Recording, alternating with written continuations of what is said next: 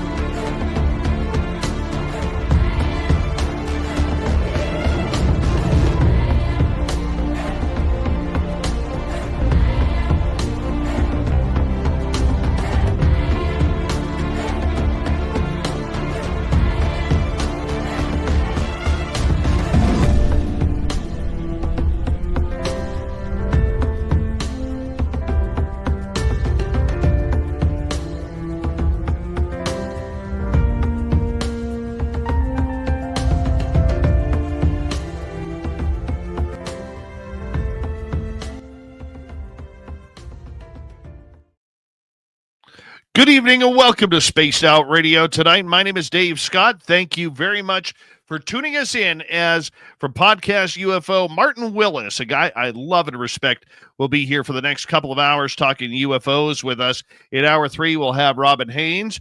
And tonight, the best part, we have each and every one of you, including Mrs. Tanner's first-time listener, I believe, in the gold medal position. T-Bone with a silver, Eternity Eternal with a bronze, race fan. Out of the medals tonight. Kitty Caddywhack, how you doing? As we start off our roll call tonight, and Mel WD-40 is here lubing us up for tonight's show, because Martin said literally before he came on the show, said, I need to be lubed up. So Mel is currently lubing up Martin as we speak to talk about UFOs and aliens. Thank you, Mel, for your hard, generous work. Kurt M., how are you? Operation Shutdown. Thanks for coming on in. Necessary Dialogue and Kathy Evans, nice to see you all here. Robert Lamoth and Jaquetta, good to have you here. Mama Catherine, I love you, my dear. I hope you have a wonderful night listening to this great show because Martin's a fantastic guest. All right, moving on down as we check out our roll call. Yes, if you're on the West Coast right now, make sure you have the ability to get to higher levels if necessary for the tsunami warning. We're going to be watching it throughout the show. Bar Madison, how you doing? As we continue on with roll call in the studio, thanks for coming on in. Digger Dog is here. Digger Dog will be signing autographs after the show. Line up to the left of the studio if you don't mind. To the left of the studio. Let us continue with our roll call here. As next we say hello to Eversoar and Cosmic Joe. Nice to see you. Number 14 in your program, starting at center ice tonight from Stockholm, Sweden, Lars Jansson. There he is. Good morning to you, Lars. Scrolling on down, Night Drive, I Watch, Baywatch, welcome to SOR Chat. JSCO, Enigma 1970, welcome to SOR Chat. Algaray over on Twitch, 700 pounds on the leg press machine 47 times to warm up for tonight's show. Nice job out there. Glenn John McEnroe. Richard Minish is here. Richard Minish will be signing autographs after the show as well. Line up to the right of the studio if you don't mind. To the right of the studio. Alien Critter, nice to see you. Undead Jed, thanks for coming on in. I'm Hardcore on X. Good to see you here. J Truth Seeker, nice to have you here. T-Bone, my man, thank you for kicking off the Super Chat tonight. The Super Chat is a wonderful way to support what we do on this show on a nightly basis. And you can now join our membership on YouTube. It's monthly. You're going to get some great surprises, including... What are we including? Hold on. My brain just went quiet there for a second. We're going to do live chats, private conversations, Q&As, and everything with you guys. Also, you'll be able to see videos of Secret the Forest before anybody else. Fat Nuts, how are you? Nice to see you. Flat 6, good to have you here. Hi, Susan Alloway.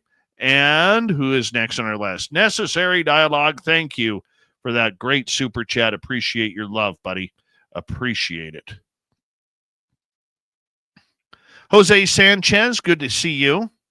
Kitty Caddywhack, thank you for that awesome super chat. Appreciate your nightly love of SOR, so thank you. Rock and Rory, good to see you. Mark Sanchez and his collection of Hawaiian shirts. Nice to have you here. Melissa Cronin-Wetter, good to see you. We are caught up on roll call right now. Let's get the radio side going. Hello and welcome to the radio and podcast side of Spaced Out Radio tonight. My name is Dave Scott. We're going to be talking UFOs all night long from Podcast UFO.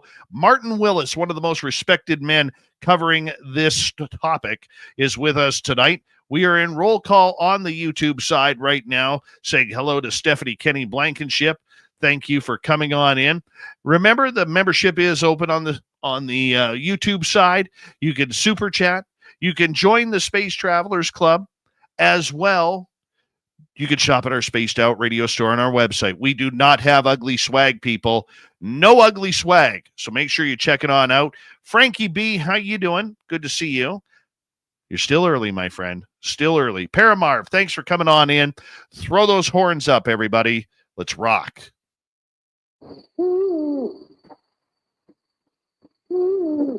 Are you ready to hear your mystic voice of the night? It's time to wake up. He's here. Be quiet. He's ready for you to listen. Let's point our ears towards the little cabin knows. We're together, my friends.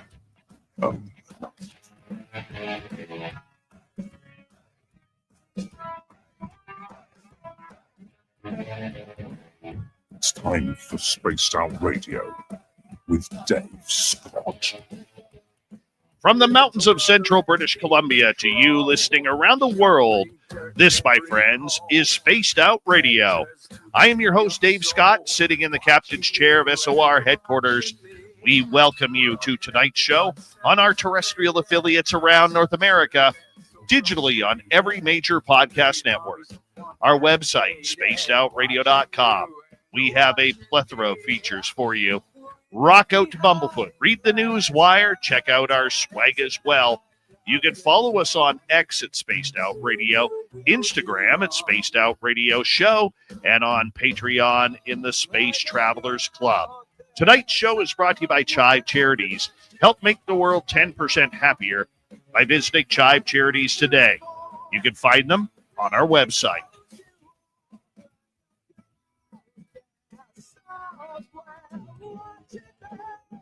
We are going to have an amazing time in the next couple of hours talking with Martin Willis from Podcast UFO.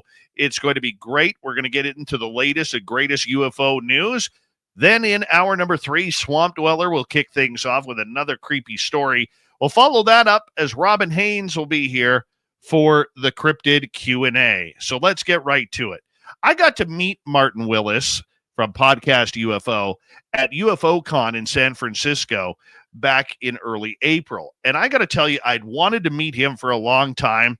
I'd heard he was a great guy. No BS. Let's just get to the story. Let's shake hands and let's just get down to business. That's the way he conducts himself on his podcast. And I thought that was going to be the way he was going to do it in person. Well, he was like that, but one of the greatest and smartest hosts I've ever met in podcast and radio land out there. The eloquence, the knowledge, the professionalism that he showed to not only myself, but to everybody he came in contact with. This is a guy you want to listen to. This is the kind of person that when you hear them on the air, you know that you're getting the truth from down the middle. He doesn't mind the woo. He loves the science part. He knows it has to be blended, but somewhere in between, he always seems to get the people who want to talk about this great subject. He's an author, he's a podcaster, and I'm proud to be able to call him a friend. Martin Willis, welcome to Spaced Out Radio again, my buddy. How are you? I'm doing great. Thank you. Wow. What an intro. And your show intro is great. I mean, that'd be enough for a show right there. We could stop. No, this is great. And it's great. It was great to see you in California. And it's been, I like what you said because I never really thought of it that way, but I do like to go kind of down the middle and keep an open mind, but try to look at, things logically at the same time. And I never really put that into words, but you just did. So yeah, thank you for that. Well, you know what?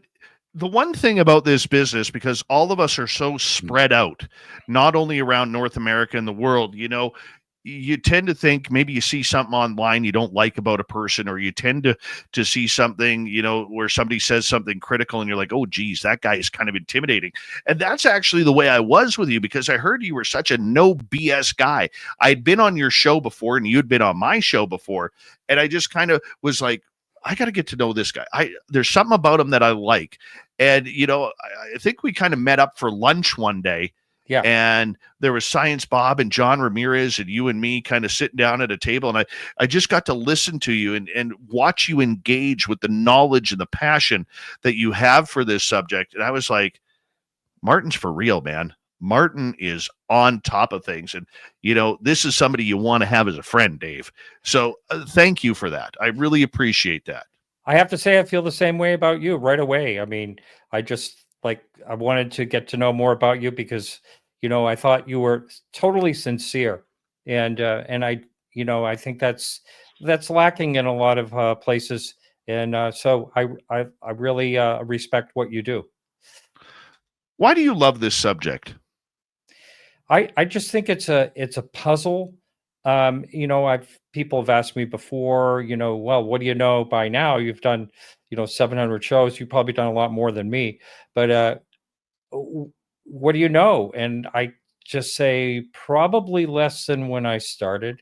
I know maybe little tidbits, but it's the puzzle. It's the puzzle that keeps me going. There were a couple of times, I don't know, maybe 5 or 6 years ago, maybe longer, when there was a lot of infighting. Well, there's always a lot of infighting, but with some two friends of mine in the UFO world. And I just thought, I think I'm going to step out of this because this is really vicious. And so anyway, I ended up working through that. And I'm so glad I did, because, this whole topic has changed my life in so many ways. I'm a person that's been a professional in the antiques and arts. I do a lot of appraisals. I had an auction company. I've done all that type of work, but this is my real passion. I really think it's such a mystery, and I don't know if I'll ever know the answers, but it's worth looking into. It's worth listening to people and hearing different opinions and running away from the people that say they know what it is. You are somebody who, as I mentioned earlier, is very balanced in this subject. I tend to personally get a little emotional because not only am I an experiencer, but, as a journalist as well in this field, I try and come from this story from a people's perspective rather than a scientific perspective. And it probably makes me a little biased on that. And, I try not to be, but it's very hard. How have you been able to maintain? I mean, I look at the people that you have talked with. I look at the people who you and I have discussed that you've conversed with. You got people on both sides of the ledger kind of chatting with you and being a part of it. I mean, when you hear people talk about Martin Willis, and I'm going to use you in third person here, people are saying, yeah, Martin's a good guy. Like, he's trustworthy. He doesn't give up information if you tell him something. Like, you're a pro's pro at this. How did you gain that reputation where you can get people from the scientific, governmental side of it to talk to you, as well as the experiencers who know that you're more on the scientific side, but are still willing to have those good conversations with you? I think it's, without patting myself on the back, I don't want to ever do that, but I just think, I usually am able to gain confidence with people because and a lot of people trust me, as far as my business goes, it's always been that way, dealing with, people's, their belongings and things like that, things they treasure.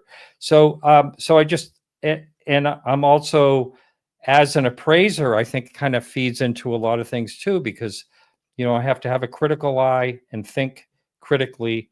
There's a lot of forgeries and fakes, and there's a lot of things, reproductions, and there's all kinds of things. So I think that helps me in some ways to kind of weed through some of what I hear, or when someone gets into a story. There's been a few times on my show I reluctantly have to say that I've ended the show early because it wasn't it was going bad. I just didn't want to be involved in that conversation, so I had to cancel the show out. I've done that 3 times in 14 years. So, but I've only pulled the plug twice. So I have one more on you. Yeah.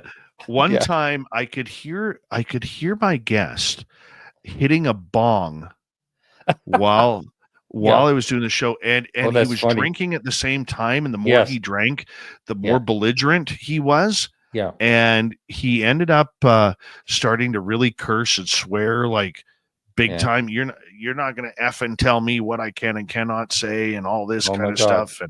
Yeah. And I was like, this is over. We're done. Yeah, that's not good. I've had one person on that, drank pretty heavy and slurring and all that, and I won't have them back. Yeah. No. You can't stay sober for, an hour while you're doing a show. And, some people have an issue, and, I'm not going to, I know it's a struggle, can be a struggle for some, but still, it's not a place to have someone, incoherent, really, when you're trying to do a show. You've seen the good and the bad of this subject over the last number of years, especially, and we had that great deep talk about it in San Francisco at UFOCon 2025. What do you or let me rephrase that. Where do you see this topic going? Because there are so many different avenues that this is now branched off into that I think it's difficult for the average person, even myself, who's in this quite a bit, to even try and keep up anymore.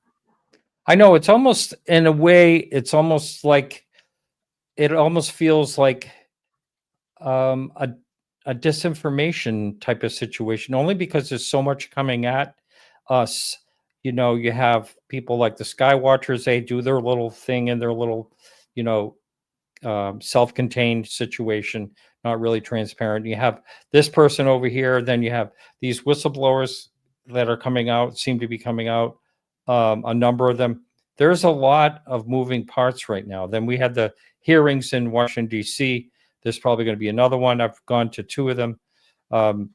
And so, yeah, it's hard to keep track. It's very hard to keep track. And, then we have Avi Loeb saying that it's possible something's happening in November.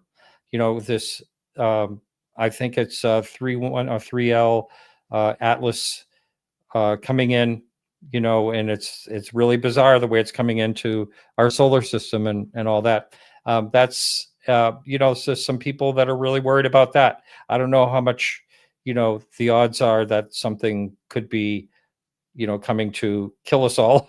But, that's kind of where some people are going with that one. Do you look at this subject as being out of control now? Or do you think there is a sense of balance in there? Yeah. If I had to choose between the two, I would say it's a little toward the out of control a little bit. What happened to ufology? Well, I think what we're doing right here is one of the things that has happened. There's a platform here, and look how many people are, on this platform, in the podcast platform. I was at Contact in the Desert, weeks ago, and I started talking to this guy, a real nice guy, and then he said he was a podcaster, and the guy beside him said he was a podcaster, and I said, is there anyone here that's not a podcaster? It's like, it used to be when I first started I do a podcast on antiques and art. When I first started that in 2009, it was not easy to do a podcast. I had to hire someone, and it took weeks to be able to get it all up, the RSS feed and all this, it was a lot of work. Now you can just click a couple of buttons and you can have a podcast with a membership to all these sites instantly. So there's there's hundreds of podcasts on this topic now. And when I first started in 2011, there was a handful, and some of them have gone. You know, I mean, it's really changed in that way. And so what I'm getting at is, I think technology and the ease of it, and everyone is getting a platform. I think it's I don't want to say muddying the waters, but there's a lot to choose from if you want to get your information. Oversaturation of information. Yeah, that's kind of it. And there's a number of channels that take clips from my show and other interviews and things like that. And that's what they do for the show. They just run the show, and on, kind of like keeping up. Oh, this person said that, this person said that, that type of thing. Sort of like, UFO news in a way of things coming out. So they're not even interviewing people. They're just taking reels and opinions. There's people talking opinions out there, a number of them. So yeah, it's a lot out there. And I've seen my audio has stayed really steady. I'm really lucky with that. A lot of downloads a month. I'm really happy with that. But the YouTube views have gone way down. You and I talked about that. There's a lot of that happening with a lot of channels that I know. You know what's funny about that is I find that my YouTube numbers have gone down as well. And when I brought that to attention to my audience a few months ago, after you and I had talked about it, I actually, on my YouTube side, there were about 4 or 5 people. It doesn't sound like much, but there were about 4 or 5 people who critiqued me and ripped me a new one so hard, saying that I was whining and complaining about things that were not true. And I was only jealous that other channels were getting bigger interviews because I wasn't able to get the people that I wanted on the air. Had nothing to do with the fact that we're seeing a control of the medium, who's allowed to go on where. It had nothing to do with the fact that, we're working hard trying to produce a good product on every medium we're on, from terrestrial radio to social media aspects like YouTube. And it's funny how people react to this, because people are taking this subject now probably more serious than ever, Martin. The lack of proof, whistleblowers, non-whistleblowers. Is the Tic Tac real or not real? Well, we know it's real, but is it alien or is it Memorex? Right? I mean, we could look at this all different ways, but people are just so fired up about this topic, man. It's become an emotional piece of information for many. That's right. Wes Decker, that was very nice of you. There's you have some great people in chat. I love the way you introduced them all. That's really excellent. Nice job. Appreciate that. Yeah. Appreciate that. But how do you feel about the emotions of people, especially online?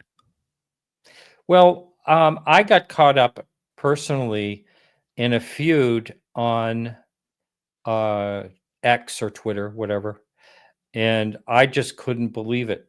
And the only reason why I got involved, it was because it was someone I was friends with at one time.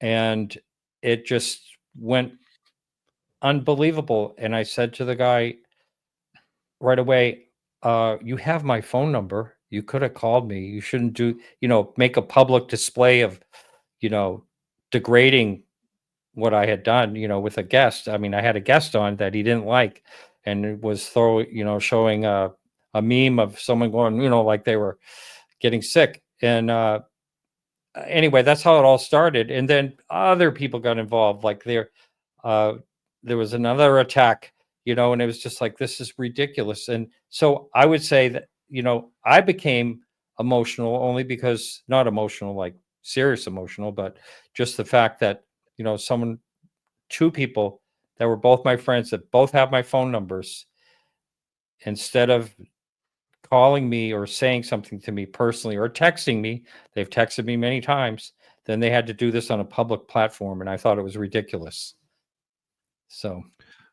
I don't think I really answered your question, but No, I think you did, because it goes to show that the emotions that people in this world are tired.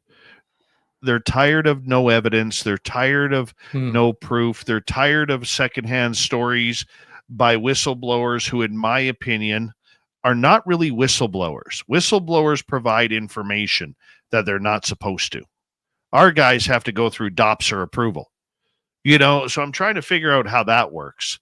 But let's take the whistleblowers for a second, because I don't know what else to call them. Experiencers, firsthand witnesses.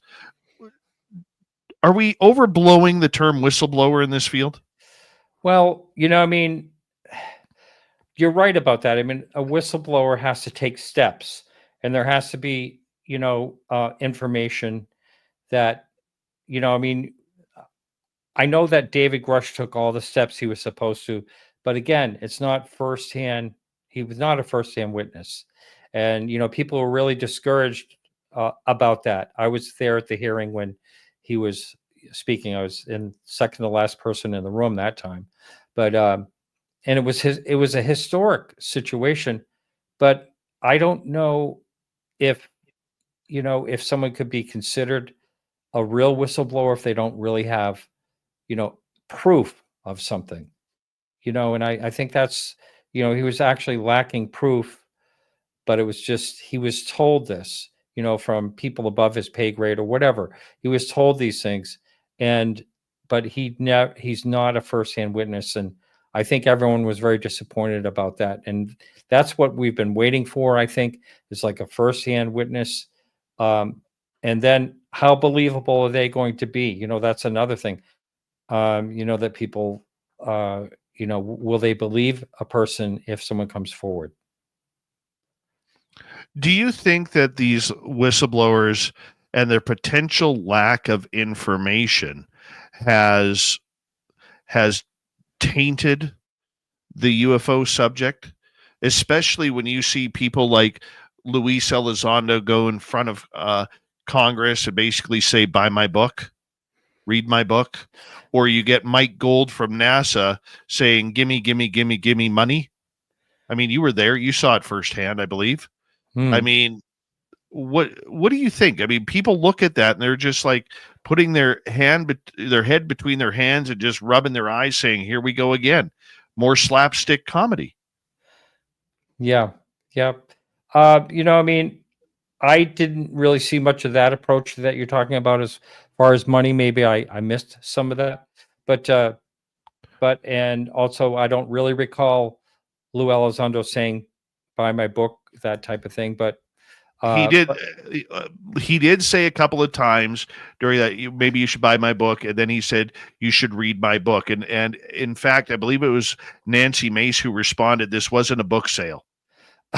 Oh my God. I got to tell you, for that hearing, that second hearing, I was dead center right behind Lou Elizondo, a couple of rows back. I couldn't hear.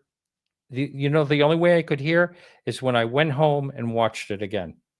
I could not hear what anyone was saying. It was terrible audio right there. And it was real disappointing because I was there at 3:00 in the morning, freezing, to get in line to make sure I got in the door and got a good seat. So I didn't catch that actually. Yeah, and then Mike Gold was caught a couple of times saying, we need more funding for NASA. That's where I said the gimme money portion. Yeah, well, I mean, it is kind of ridiculous that NASA only was funded $100,000 to look into that topic. I mean, that's a lunch for everyone at NASA. I mean, that's just so little money. They could use some funding. It's ridiculous that this topic doesn't have any funding when it comes to NASA. Well, I will say this before we go to break, Martin. I will say this: NASA shouldn't have got any money because all they had to do was go over to their filing cabinets. That's all they had to do was go into the filing cabinets, open up the closet, and let's see what you got. Martin Willis from Podcast UFO, one of the best UFO podcasts on the planet. He's our guest. We got him for another 90 minutes on Spaced Out Radio. we're going to play the game with him about the Tic Tac coming up next on Spaced Out Radio.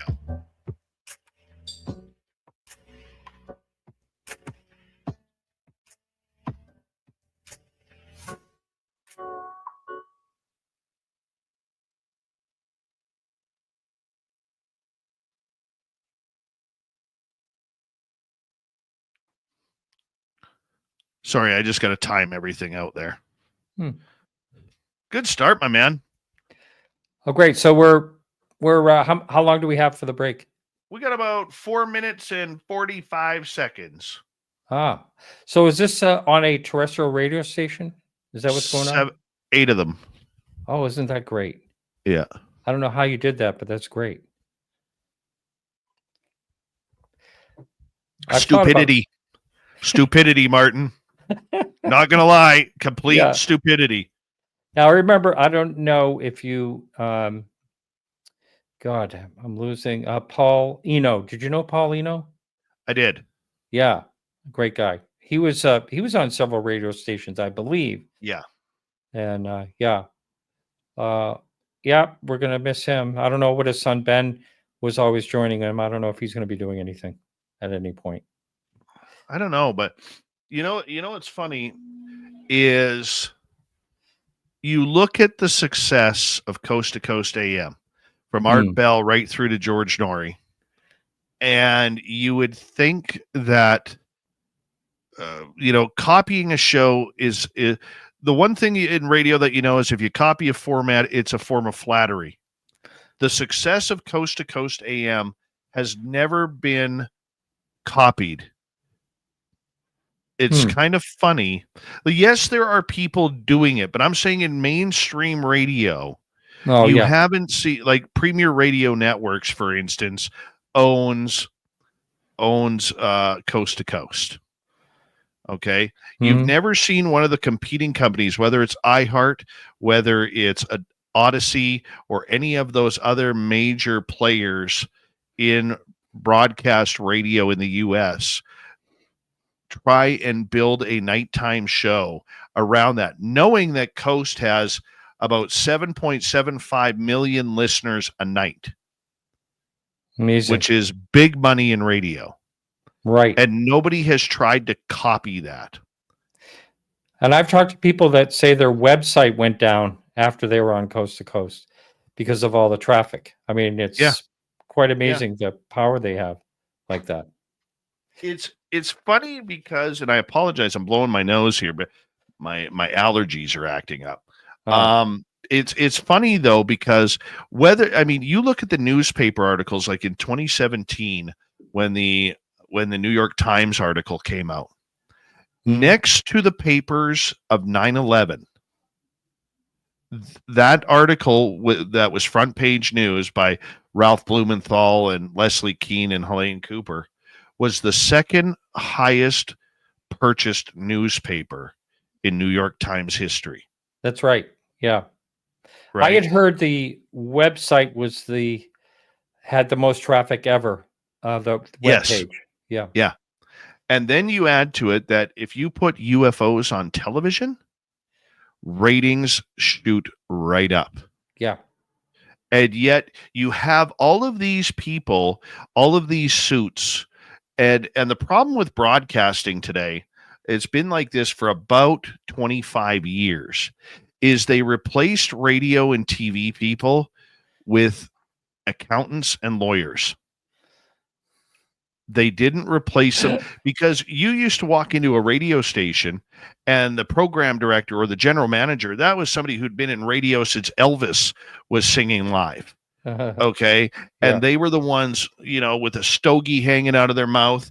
But around 1992 to 95, that started to shift, where all of a sudden radio was in its peak for advertising right across North America.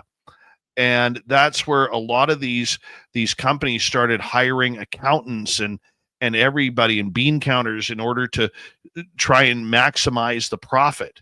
It became more profit driven than it did about the programming, and all of these old school programmers and journalists and everybody got fired, right? When you could, like in Vancouver, they were firing journalists who were making $65,000, $70,000, $80,000 a year for a 30 grand and offering a kid 30 grand right out of broadcasting school in order to save 50 grand. And that's how they were doing it. And that was happening all over.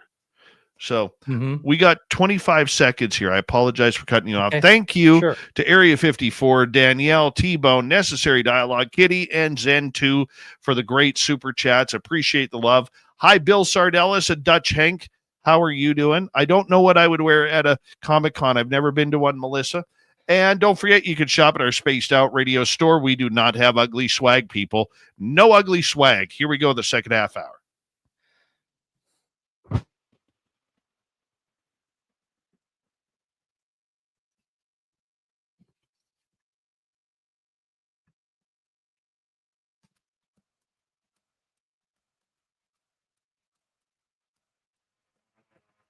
Second half hour of Spaced Out Radio is now underway. Thank you for joining us.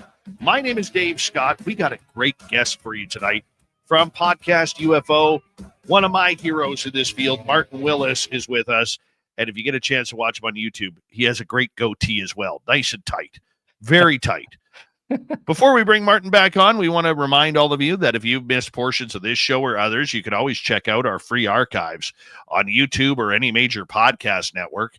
Our website, spacedoutradio.com. We have a plethora of features for you. Rock out to Bumblefoot, read the news wire, check out our swag as well. Follow us on X at Spaced Out Radio, Instagram at Spaced Out Radio Show, and on Patreon in the Space Travelers Club. Here he is, Podcast UFO. You can find it on YouTube, any major podcast network. Highly suggest you check it on out. The host of this great show, the creator, Martin Willis, is with us. Thank you for joining us, Martin. Thank you. Glad to be here. I want to ask you right off the bat, just straight knuckles, drop the gloves, straight knuckles. What are we supposed to believe anymore in the UFO world? People are going crazy the last few weeks since Ross Coulthart from News Nation broke the story. Well, I shouldn't say he broke it because we had it a year and a half ago. And yes, I am going to take credit for that. The Tic Tac is Lockheed Martin. It is not aliens. It is not UAP from a different country. It is not UFOs. Here we go. The war of the words is now on. What's your thoughts on this? What are we to believe anymore? I still don't know if I buy it 100%. Your theory or Ross Coulthart. I know he tried to walk it back a little bit because he got a lot of people contacted him after he claimed, and that Lockheed Martin thing. And I don't know if you know who Professor Simon is, the guy with the real funny hair. I don't know. Anyway, I spoke with him, and he basically said that Ross got that information through him, but that craft supposedly from Lockheed Martin it's a lighter than air type of situation, and it moves and it can go up and it can do surveillance at a very high altitude. This is all according to him. I don't know anything about all this stuff, and but it can't move like the Tic Tac did. The supposed dropping of the 80,000 feet or so in less than a second or something like that.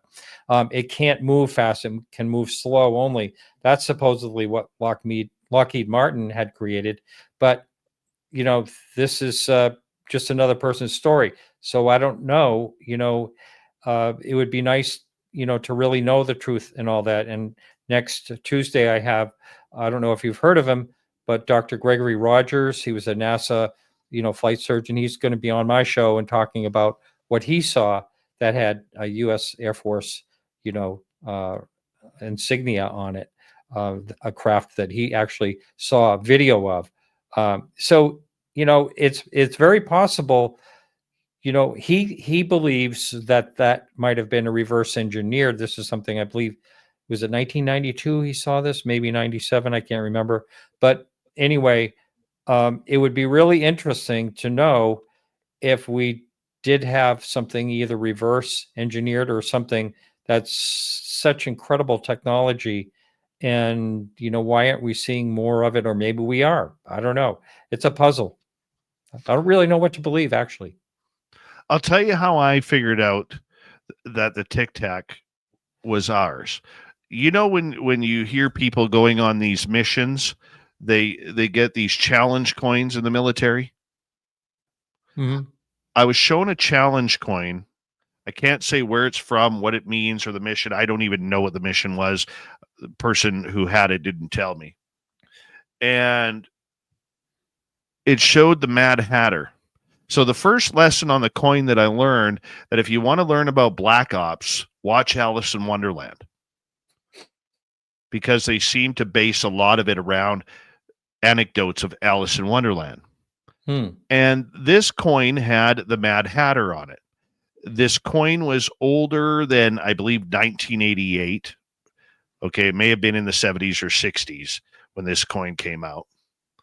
And it's the Mad Hatter holding a red pill and a blue pill before the Matrix came out. And the funny part about this coin was in behind the Mad Hatter, it was all black, except over his left shoulder where there was a Tic Tac exploding. So you see the full Tic Tac, and you see kind of particles coming from it. And I looked at that and I said to this person, "Oh my God, they're ours?" And he goes, "I'm not saying anything." He goes, "I cannot say anything due to my NDAs. But what do you think of the coin?" And that opened up a very interesting conversation about the Tic Tac. And that's how I learned about it. But here's my theory on it, Martin. And a lot of times we want to pigeonhole these things, that it's one person or another, or one make or another. What if they're copied? What if they are human, but they're copied from alien technology? If we look at black triangles, okay, people have claimed to see black triangles the size of cities. Yes. Okay. Yet we hear about these TR3Bs that are 100, 200 feet long. Okay. The Blackbird was 117 feet long, I believe. What if we've copied that technology, that shape, that everything? What do you think about that? Why can't it be both? Yeah, I think it very well could be a possibility. But I guess the question I would have, if we had this in 2004, wouldn't we find uses for it that would have helped us in different ways? Everything has to do with defense, warring and how to kill people and all that stuff. And it just seems like that would be, if the Tic Tac was developed, it seemed like that could be an ultimate weapon. It could get in and out of it, can move that fast. What was it, 1,300 Gs or something like that? And as far as we know, we don't have any type of technology that can stay together that would not, destroy itself with that type of G-force. But there's could be something else going on there that has nothing to do with any gravity or G-forces or something. If it's alien technology reverse engineered, it's really, it's another puzzle. I think it's very possible that it could be reverse engineered. It seems to me that it would be, they may come on technology that they have absolutely no clue on how it works and how to reverse engineer it.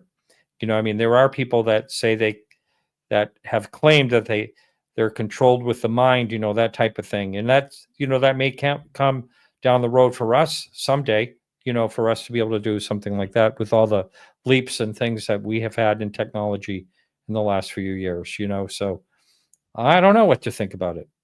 I seem to be giving you that answer a lot tonight. No, but that's a fair answer. Yeah. Okay. We don't know. There are people who do know. There are people speaking behind the scenes. They just can't come out publicly. That's right. About this. So. And they want to say more, but they can't. Because, I equate it, being a former sports journalist, Martin, I equate it to athletes. You know, when we see our favorite baseball team, or like right now, we're at the MLB trade deadline. We're like, let's see, you know, the Blue Jays or the Red Sox or the Yankees or the Brewers go get this player or trade this player. We forget that there's a human behind that. We see them as a name.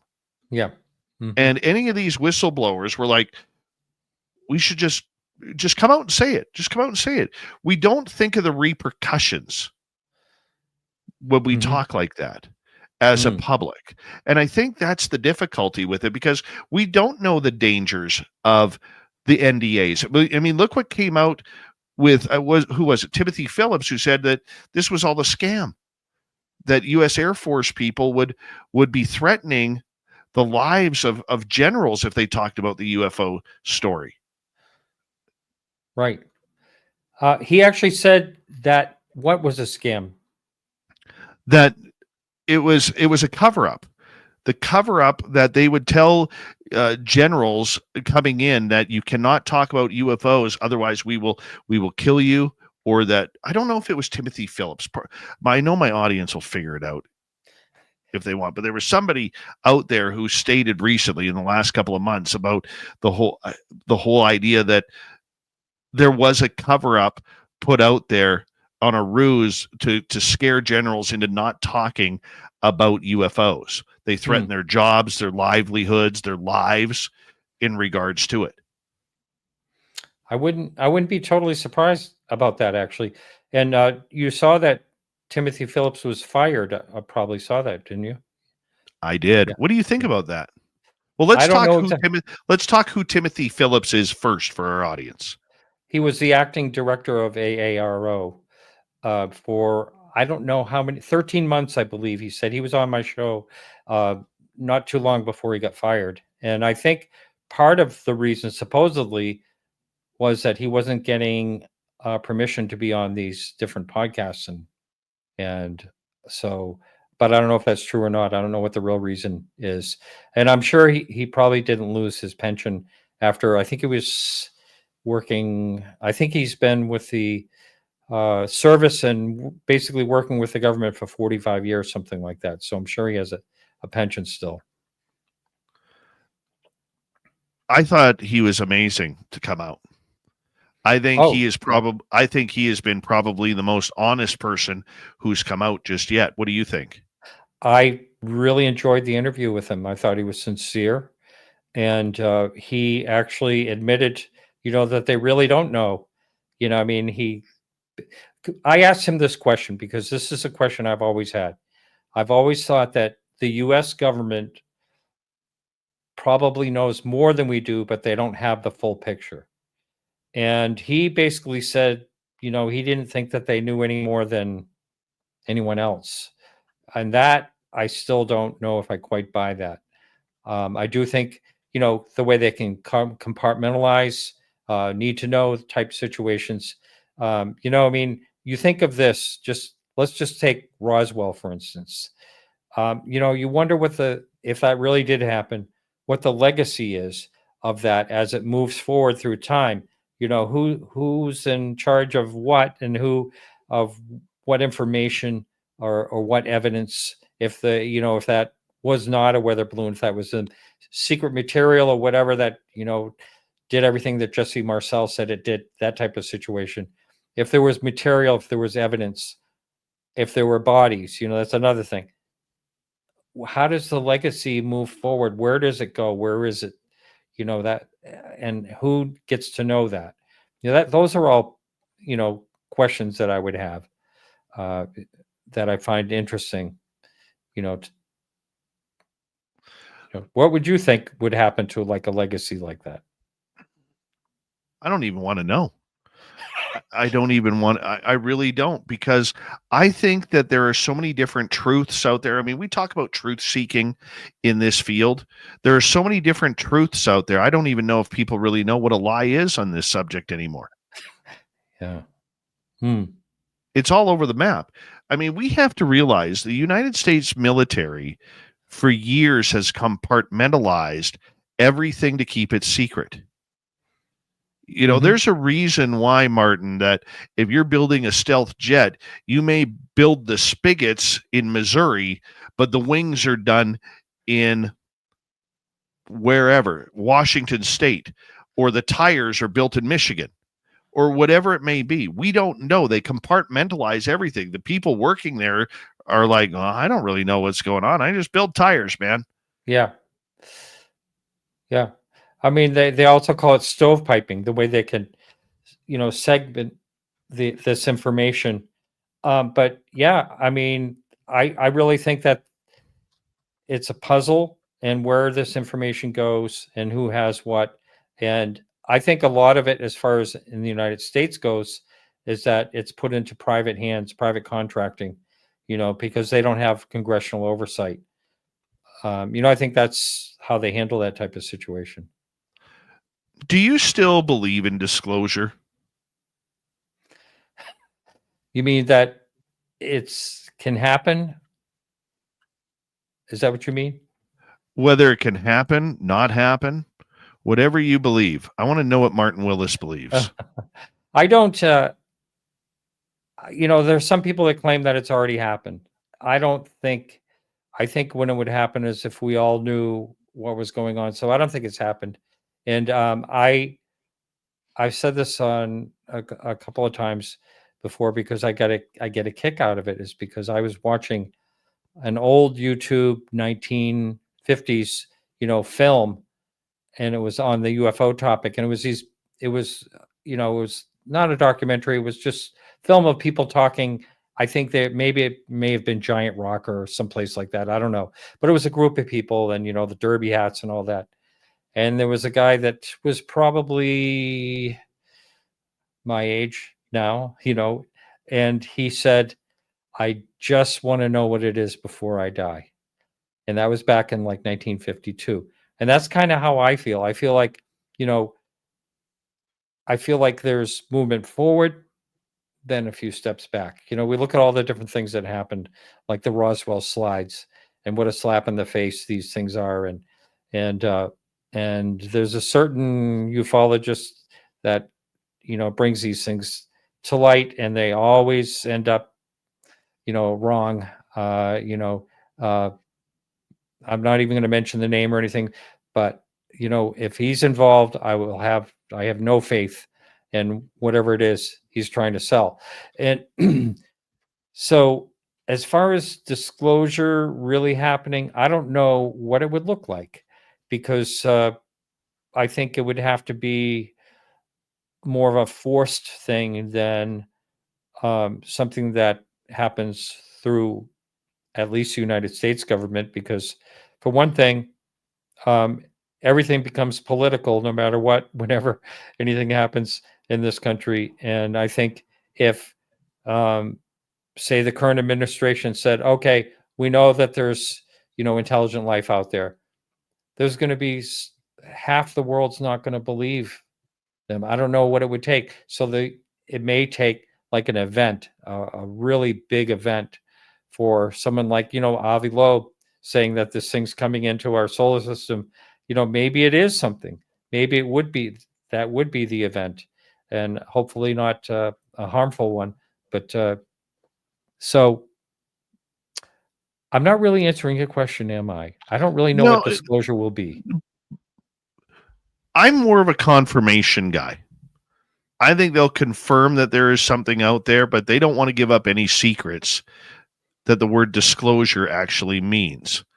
And I think this is why we've heard people out there in the UFO governmental side saying catastrophic disclosure would be absolutely catastrophic to the cause, and it wouldn't end well. Well, that's because I think that there's many people in the United States government that would get a lot of egg on their face, and probably a lot of lawsuits as well. That's why I think confirmation is safer.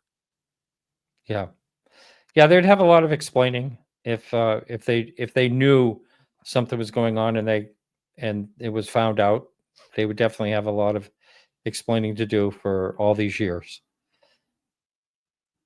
Yep. When you look at disclosure, as a whole, which people believe that's the president of the United States stepping up to a podium and saying, my fellow Americans, we are not alone in this universe. Is that even a reality after everything that's happened? Well, like I said, I don't think I don't know what it would take for everyone to believe even a president today. Even no matter who it is, what administration it is. I really don't know. I mean, I think it would have to be based on science and rock solid evidence before, some people would come around and believe that it was possible. But I think, whenever you have anything that is scary, it could scare someone. People will defend themselves against that, like they don't want to know, or it could be that they could have those feelings that it's just too scary to even think about. They don't want to know about it, and what's for dinner, that type of thing. That could happen too. So I think there's always going to be a segment, or it's going to take a long time before, and unless we have like aliens crawling around on the earth, it's going to take a long time for most people to accept it. We have 3.5 minutes to go before we have to go to break. At the top of the hour, from Podcast UFO, Martin Willis is our guest tonight on Spaced Out Radio. Do you think that there are actually people who want this to go through? I mean, we hear Congress people like Burleson, Mace, Luna, Burchett talking really, really tough about this subject, but how much pull do they really have? Yeah, I mean, I think, it goes right back to the need to know. And I think there's a lot of people shielding, what they know from them. If they could, they will. I mean, look at the Schumer Rounds bill that they tried to get through. And, that was basically shot down. And by the way, Schumer supposedly, or Rounds is supposedly going to try to reintroduce that. This was just some news today. And, but I think, I don't know what kind of pull they would really have, because it kind of feels like they can get to the surface, but I don't know how deep they can really get into, finding out the true evidence. I don't know how much time we have left, but we got a couple minutes, so okay. Feel free to expand. Yep. So I interviewed Christopher Mellon back in 2015. I was the first one to talk to him about UFOs on any type of show or podcast. And I asked him the question. I said, in your position, if the president of the United States said that they wanted to know everything there was to know about UFOs, could they get that information? He said, yes, the people that he would ask would have to tell him what they know. And the way around that is the need to know situation. Like they're not going to know, but how deep can a president go? I would imagine on how it would depends on how far they would push to get more information, find someone that'll get me the information or whatever, instead of just relying on, the cabinet people or people in, that they're working with. It's a pretty big statement, because a lot of people believe the president shouldn't be in the know or wouldn't be in the know because they are short-termers. That's right. Yeah. 4 to 8 years. Yeah. See, do you believe that though? What Mellon said? Because I mean, it has been rumored. I don't know if it's on record. I'm Canadian, so I don't know this stuff. You can help me out. But it was rumored that Jimmy Carter went after it. Ronald Reagan was allegedly in the know and wanted to say something but couldn't. Bill Clinton tried. I mean, that's literally, 3 out of the 4 presidents during that time. George Bush Sr., obviously having the CIA background, he didn't want to say anything, but 3 out of 4 going from the 70s to the 90s. Yeah, maybe there's a national security situation where they can't really reveal. I don't know if are we out of time? We got about 20 seconds. Okay, I'll pick it up when we come back. A situation with Ben Hansen. I'll expand on that. Well, you know what? I really think that we're going to get into some good topics. And I know our audience is starting to ask some questions, which we will get to in hour two. If you ever want to ask questions to our guest, you got to be in our YouTube chat in order to do that. Sorry, radio people. We don't take calls on this show, but if you're in our YouTube chat, we could get that question to you. I promise you. I promise you we can. You can find Martin Willis's show, Podcast UFO, on YouTube. Make sure you hit subscribe. You can also find him on any major podcast network. The Secrets of UFOs in Washington, D.C. Martin Willis is our guest. Make sure you stick on around because hour two is going to be just as interesting.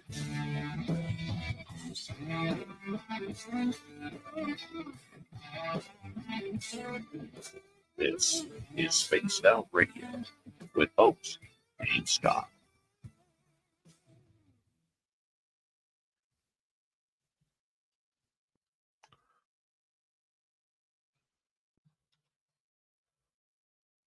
All right, we are clear, Martin. We got about 5.5 minutes. I'm going to just step away for a minute here, and I'm going to put you back in the green room, okay? Sure, you bet. All right, see you in a few. Be right back, everybody.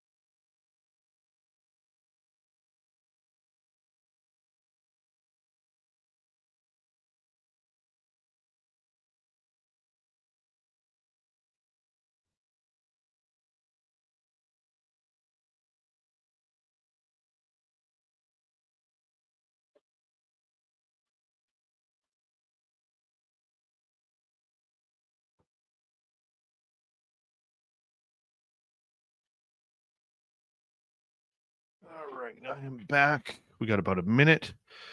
I'm watching some of these videos on this tsunami. It's hitting Japan right now.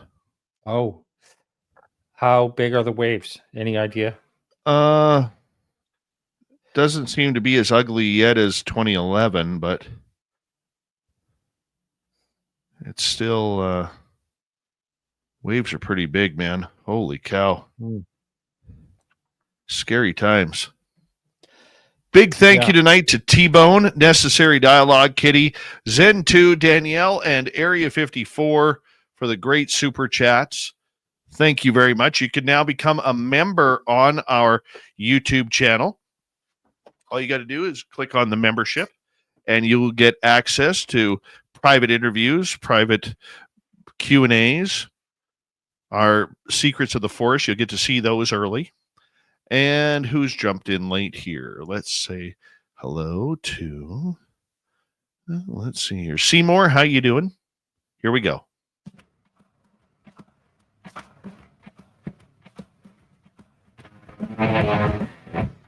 Hour number 2 of Spaced Out Radio is now underway. Thank you for joining us. My name is Dave Scott.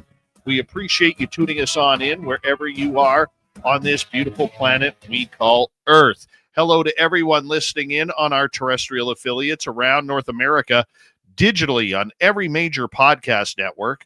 Our website, spacedoutradio.com. We have a plethora of features for you. Rock out to Bumblefoot, read the news wire, check out our swag as well. Follow us on X at Spaced Out Radio, Instagram at Spaced Out Radio Show, and on Patreon in the Space Travelers Club.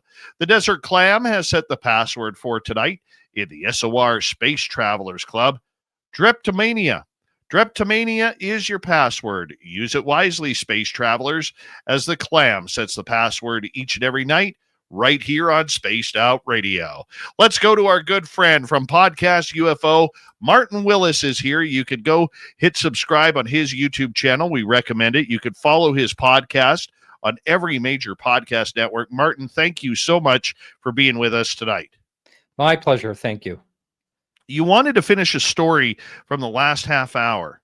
Yes, thanks for that. So I remember Ben Hansen did you know who Ben Hansen is, Yes. I'm sure. Yes. Former FBI, but he was analyzing, he did a lot of work with people, watching people. He was trained in the FBI to watch people and their body language to see, if they're telling the truth. And I believe it was Jimmy Kimmel or someone like that at nighttime TV basically asked, yes, I believe it was him, asked Obama, if he knew, what he knew about. I mean, Jimmy Kimmel always asks a president or whatever, what they know about UFOs. What's the real story? What do you know? And so Ben watched everything. He said he worked on that. He told me, I think he had over 20 hours working on this video, just watching. Like he could see that, there were signs that there was accelerated heartbeat. He could see like these movements, and like he could tell that that he was totally uncomfortable talking about it. That's all he could come up with. That he felt very uncomfortable, Obama, when he was asked those questions, and was trying to smooth it over so it didn't look like there was anything, to talk about. So maybe the presidents know more than they can say, and will never say it. It's very possible. You know what's interesting about that Jimmy Kimmel interview with Obama a number of years ago, and people could go on YouTube to catch that. Anytime a president goes on a nighttime talk show like that, they already know the questions that are coming. That's what I've heard. Yes. Mm-hmm. And for Obama to be that uncomfortable with the UFO question, even though he knew it was coming, to me, that speaks volumes. Yeah. Very good point. Very good point.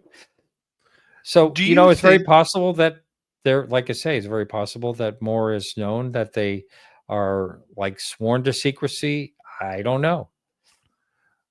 I'm going to put you on the spot here a little bit, if you don't mind. I'm going to make you a little uncomfortable, probably, because I know the kind of guy you are. Name names when it comes to who can people trust for information that's coming out about this, because so many people are confused right now where they could find the truth to this story. Is it the experiencers? Is it the governmental side? Is it Tim Phillips? Is it Sean Kirkpatrick?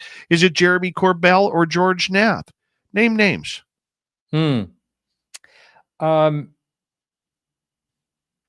Well, I'm probably going to make a couple of enemies when I say this part, but I don't buy the Bob Lazar story.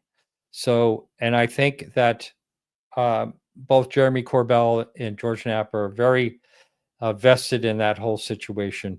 And I've confronted both of them and got interesting, responses, basically. But so I'm not really sure. I know George Knapp is an award-winning journalist, and he has really done a lot for the UFO community.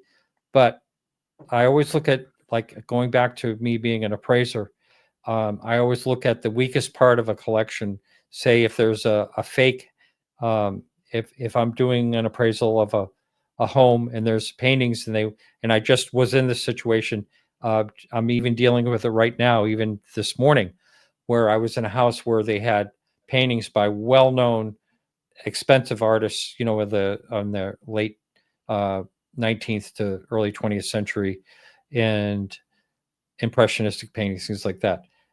Now, I looked at two of these paintings, and right away, I don't even have to look at the signatures. I can say, if they're trying to be something good, they're fake, and when it comes to art, I don't want to get too far off the subject, but when it comes to art, things are guilty till proven innocent, because any really good artist is faked in their lifetime.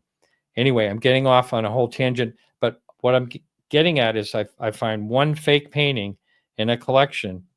How am I going to believe the rest of the collection? Now that brings the whole thing into question. Same with documents, early, American documents or whatever, presidential letters or things like that. So you get one fake in there, and it kind of blows the whole thing away. That's how I feel about Bob Lazar. That's how I feel about George Knapp and a few others that, Jeremy Corbell or whatever,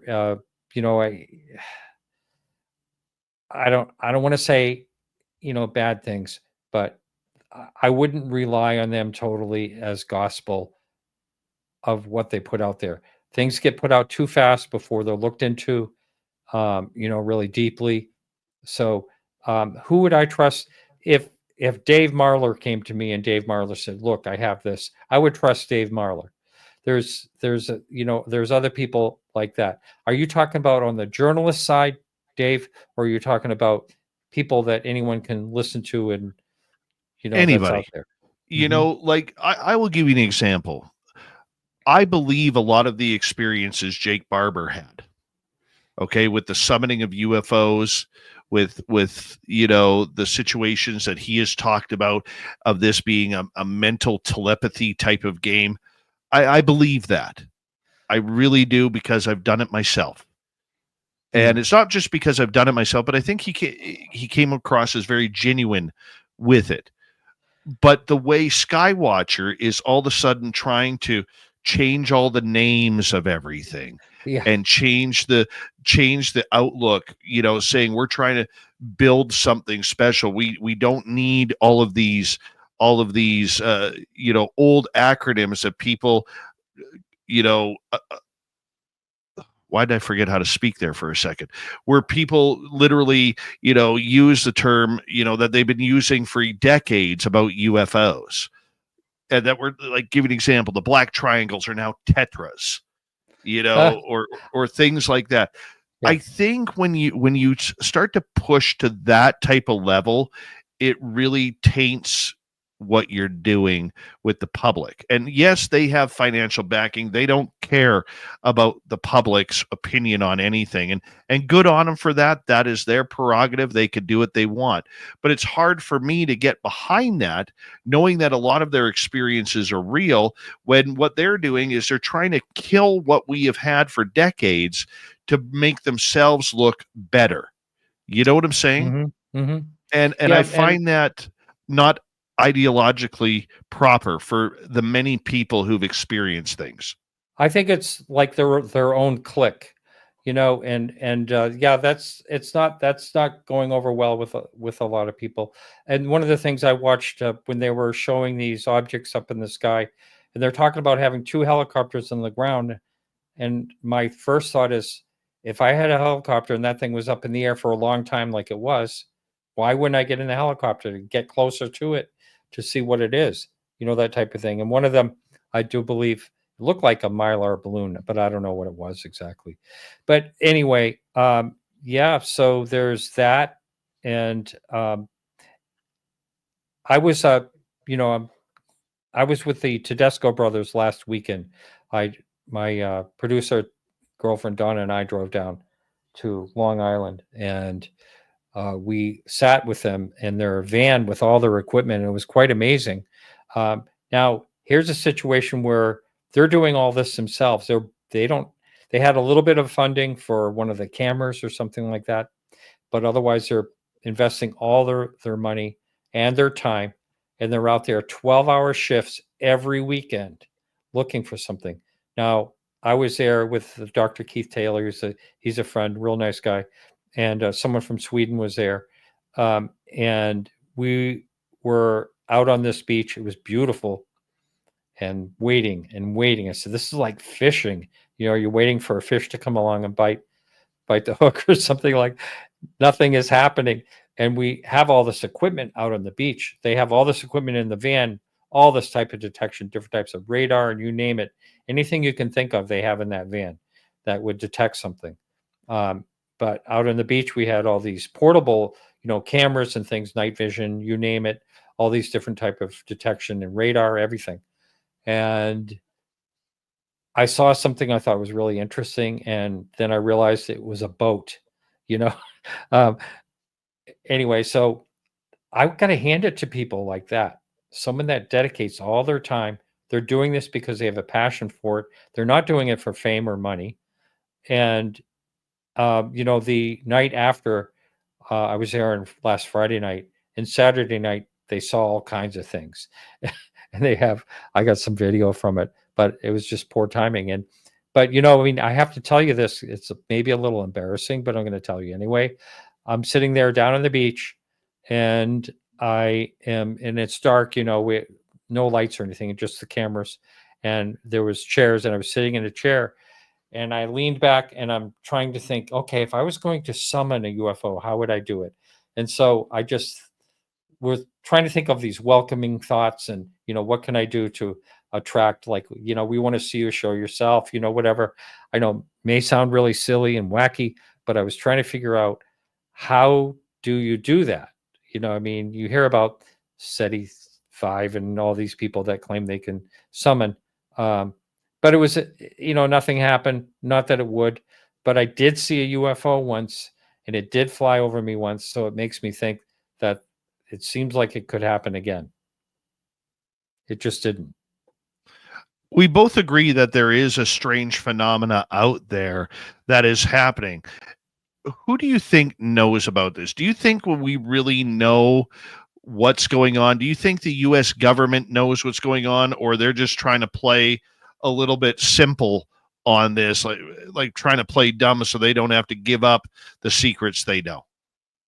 Yeah, I really, truly think that the government knows more, no matter what Tim Phillips said to me the other night. I think the government does absolutely know more than we do, but I really, really do believe that they don't have the full picture. And I think maybe the full picture would be very hard to understand, and maybe something we can't even imagine, or our brain can't comprehend on what the phenomenon is. There's, of course, a lot of people think there's an interdimensional type of thing happening. I think that's a possibility too. There's people that think it might be a time travel. I think that's a possibility too. But I talked a number of times to Dr. Michael Masters, and he's a real character. And I said to Love him. Yeah, I said to him one time, I said, all right, let's look at it this way. You're talking about maybe we evolve into these grays and, blah, blah, blah, whatever. And the time travel is coming back. But what if it's a civilization, from a billion years from now, like say we destroy ourselves, which is very much a possibility, and then a new species arises and wants to come back for some unknown reason, or figures out how to time travel and comes back. And he looked at me and goes, I guess he never really thought about that aspect of it, the possibility of something rising up again and evolving into what, they may be. There's so many brilliant minds looking into this. Whether you look at Dr. Michael P. Masters, whether you look at Gary Nolan or Avi Loeb or what have you, those type of people, way more brilliant than you and I could ever be in the science of everything. Do you think that many of these people have been bought off? Do you think that there is a real problem with the fact that there seems to be more of a disclosure for dollars movement than actual let's find out what's truly going on, like the ending of Close Encounters of the Third Kind? When you say bought off, do you mean funded? It could be funded, but funding is different. Funding obviously is donations, it's grants from companies and government to look into a subject. But a lot of these people believe, like if you look at, let's say, Dr. Eric Davis or Hal Puthoff or Jim Semivan, just to name a few, a lot of people believe these have been bought off by the government because they're in the know of what's going on, and they're not really acting like scientists for the benefit of the community and the benefit of the human knowledge.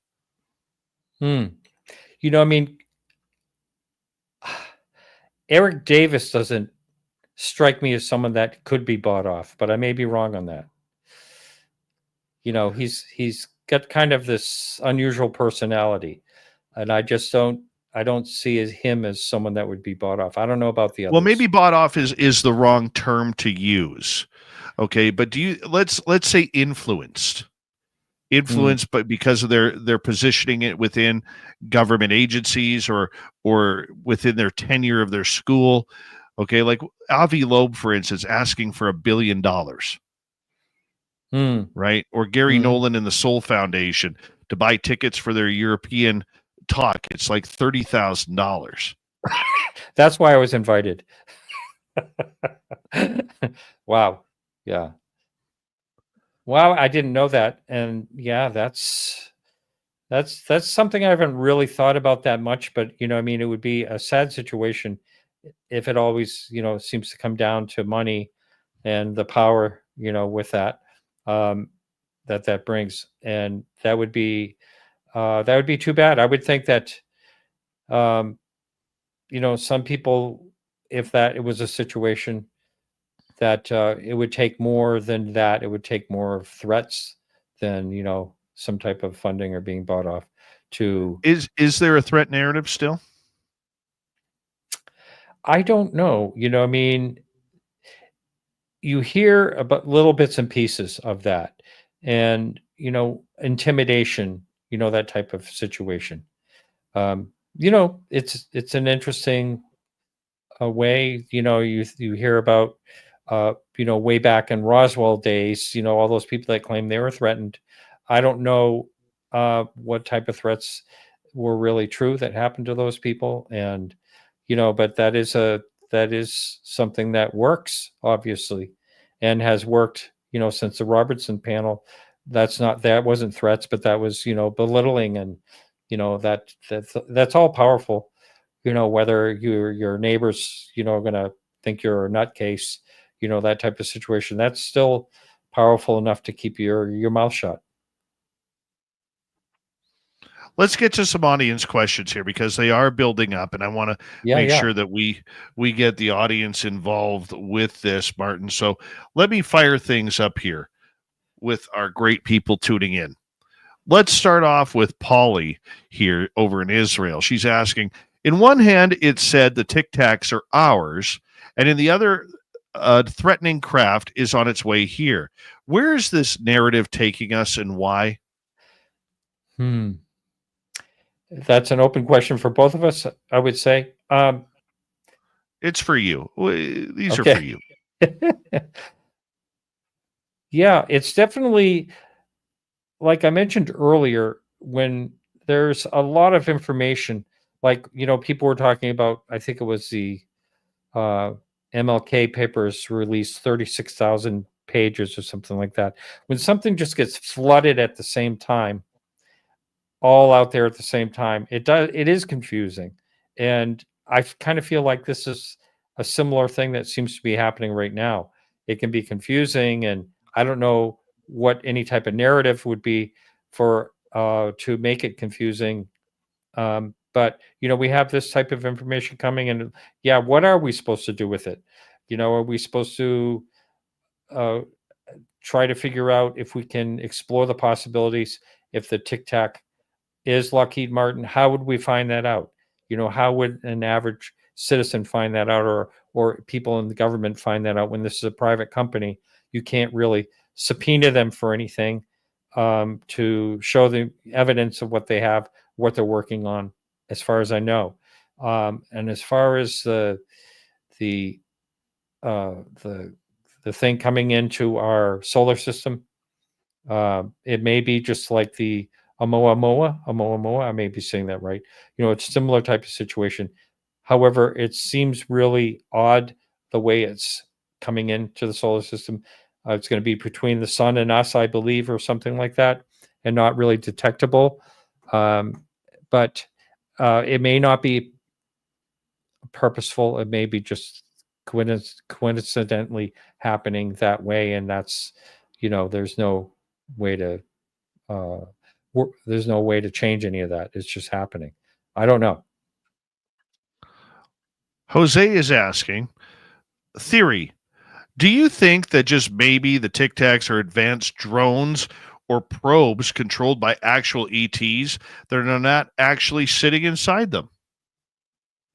That's a really good question, and that's kind of like that would make logical sense, that we have probes incoming here, exploring, what we are.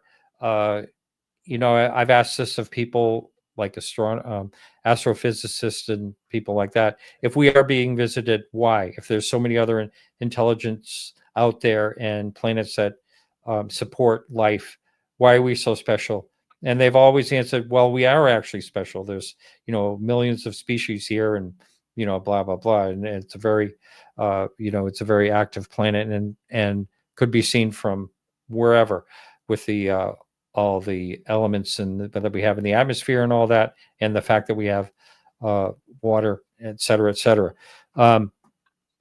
So for, there's always the talk of, well, something can't get here, it's too far away. I think I don't necessarily agree with that. Perhaps there's something about physics that we don't know yet, that there are ways of traveling. People have theories about folding space-time, going through a wormhole and all these different ways of getting here. But a probe would be logical. An unmanned probe would be logical, or drone coming in to explore. And then, the knowledge through whatever they are seeing or experimenting with or whatever is brought back to wherever they're from. And who knows where the hell they're from. Martin, I'm going to get you to hold on right there. We're going to continue with audience questions when we return from our break at the bottom of the hour here on Spaced Out Radio. Make sure you go to any major podcast network like Spotify, like iHeartRadio, iTunes, Google Play. Podcast UFO is Martin's show. It's one of the best out there when it comes to UFOs, so make sure you check it on out. This is Spaced Out Radio.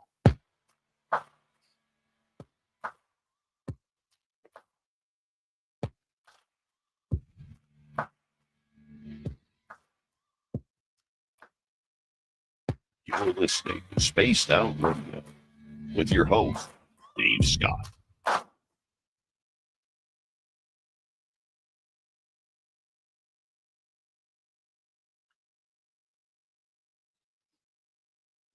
All right, my man, we are clear. Brilliant as ever, my friend. I hope I'm doing you some just desserts here. No, absolutely. Well, I feel like I'm stumbling on a little question. It's a little late for me.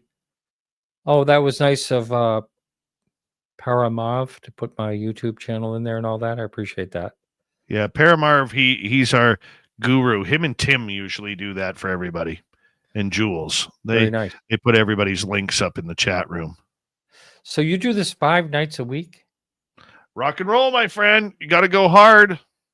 That's amazing. I just changed from once a week to Tuesdays and Friday nights. Good for you. We need more of you out there. Well, you know what? It's I don't know how you can do it 5 days a week. That's here's the truth. Number one, I couldn't do it if I was just doing a podcast, but I love radio.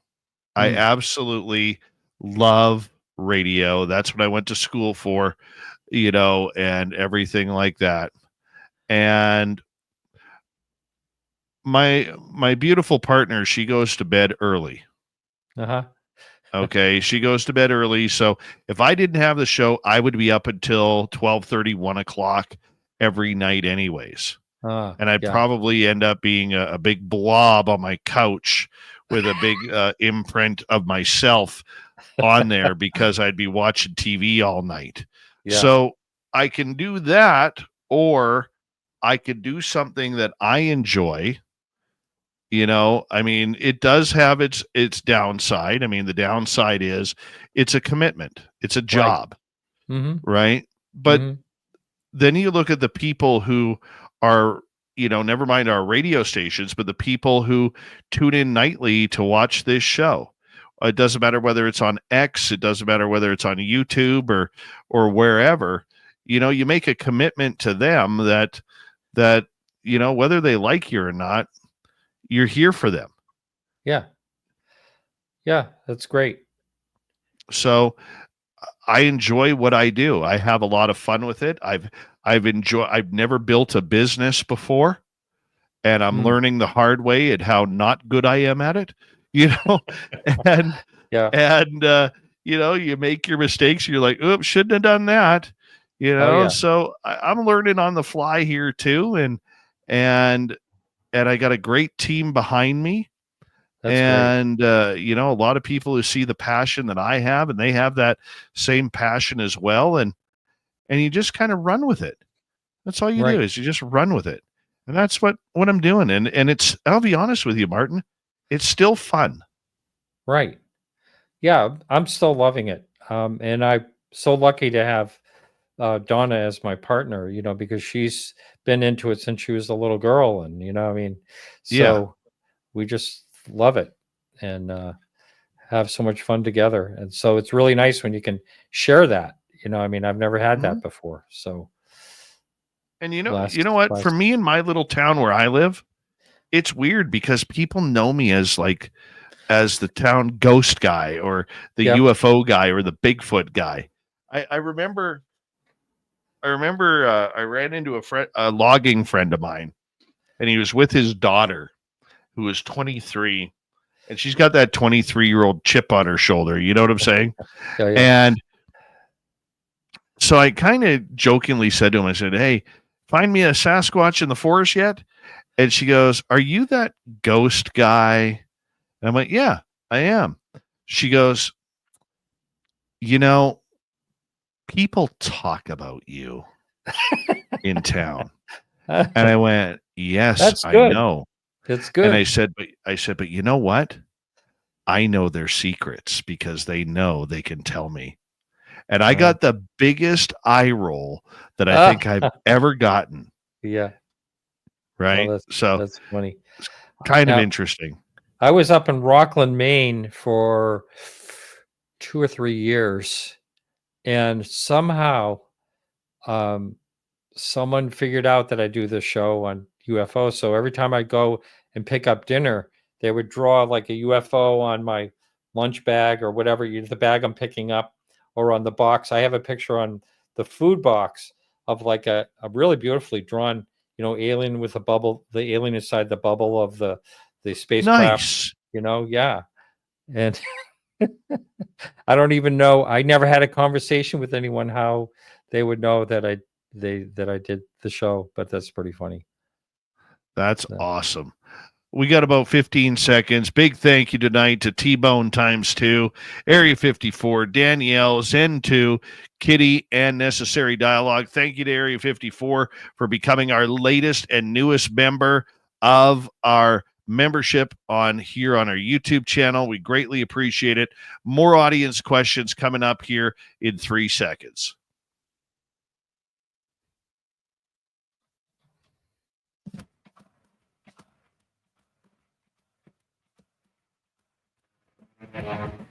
Here comes the second half of Spaced Out Radio.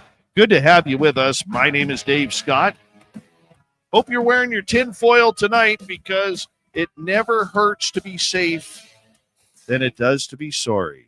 Martin Willis is with us from Podcast UFO. We have until the top of the hour here. But first, before we bring him back on, we want to remind all of you that if you missed portions of this show or others, check out our free archives on YouTube or any major podcast network. Our website, spacedoutradio.com. We have a plethora of features for you. Rock out to Bumblefoot, read the news wire. Check out our swag as well. Follow us on X at Spaced Out Radio, Instagram at Spaced Out Radio Show, and on Patreon in the Space Travelers Club. Martin Willis, you can find his podcast on YouTube, Podcast UFO. Hit subscribe. You can find it on any major podcast network like Spotify, iTunes, iHeartRadio. Do yourself a favor. Hit follow or subscribe. You will be glad that you did. You could thank me later for it. Martin, welcome back. Thank you so much. Thanks for that. Audience questions. Let's get right to it. Yeah. T-Bone in New Westminster, BC wants to know, Martin, in your opinion, are aliens benevolent or malevolent? Well, I think so far we've seen mostly benevolent. You hear about a couple of different situations where there was injuries or, in different ways. And then maybe there was that situation. When was that I'm trying to remember when that was. And when the guy, they said they thought he was chasing Venus, and got too high in the altitude. It begins with an M. I can't think of his name. But anyway, there was that crash that some people think had to do with an alien situation. And then we have Velenchek, I'm not pronouncing his name probably correctly, from Australia, the 18-year-old pilot that, said there was something above him and it was not a plane. And then there was that noise and then dead silence. They never saw him again. So barring situations like that, I would say mostly benevolent. I mean, as far as we know, if they can get here, they could certainly destroy us. And that hasn't happened yet. They haven't eaten us for dinner, as far as we know, yet. But we'll see when November comes and see what happens with Avi Loeb's. What is it? It's not they don't know what it is, right? An asteroid? Some type of asteroid or something? Yeah. Yeah. Well, they're now, I heard a rumor tonight. I don't know if it's 100% true or not, but now they expect that if it does come near us, it might hit the moon. It's on trajectory to hit the moon. Whoa, that could change a lot of things. Yeah. Yeah. Maybe it's something else. I saw it briefly here while looking for some other information, but let's go to Jose here. Do you think that if the TR-3B is real, was it purely developed by US or us from recovered crash saucer technology, or is it more of a hybrid project, meaning developed both by humans and ETs? I was on the fence about the whole TR-3B situation for a number of years, and I don't know what to believe about that. If it's real or not real, it seems like you talked about that earlier. You think there's something to it, Dave, right? Mm-hmm. Yeah. I think that there is a U.S. project with that. I have another source who I talked to about this one day, and he stated that it was one of the subjects that he was not allowed to talk about. So I kind of got around that, and I said, hypothetically speaking, without any knowledge or asking you direct questions, I said, if these black triangles are ours, where would they park them? And he goes, well, if we are hypothetically speaking, who says they land? And I said, well, that would mean that they are always in flight refueling and would have docking stations on them. He goes, well, it would be quite imaginary if that was true, wasn't it? So, or they don't need fuel somehow. If they don't need fuel, but if you look at an American aircraft carrier, it only needs to refuel sometime between every 20 to 30 years because of the nuclear generators on board. Yeah. If these craft have nuclear generators on board, if that's what it is, then it doesn't have to refuel. The Cash Landrum case, a lot of people have speculated that could have been a nuclear fueled situation because of the radiation burns and that the whole Betty, I can't remember what Landrum, I can't remember their names, but anyway, Colby, of course. So that whole situation could have been nuclear powered triangle, whatever it was, diamond shaped thing. Very much so. Very much so. Let's go to JSCO here. Martin, would you please tell us about some of your most impressive personal experiences, and what examples can you give us of things that you feel are important for us average people at this time? I haven't had a lot of personal experiences. I've had a UFO sighting, and that's why I'm doing this show basically. And that because I really want to know what it was. I took a break for a number of years. I had my sighting in 2007, and it wasn't spectacular. I can't say it was, but it really was something that, I was basically sitting in a hot tub without bubbles. I was not drinking, in case you're wondering.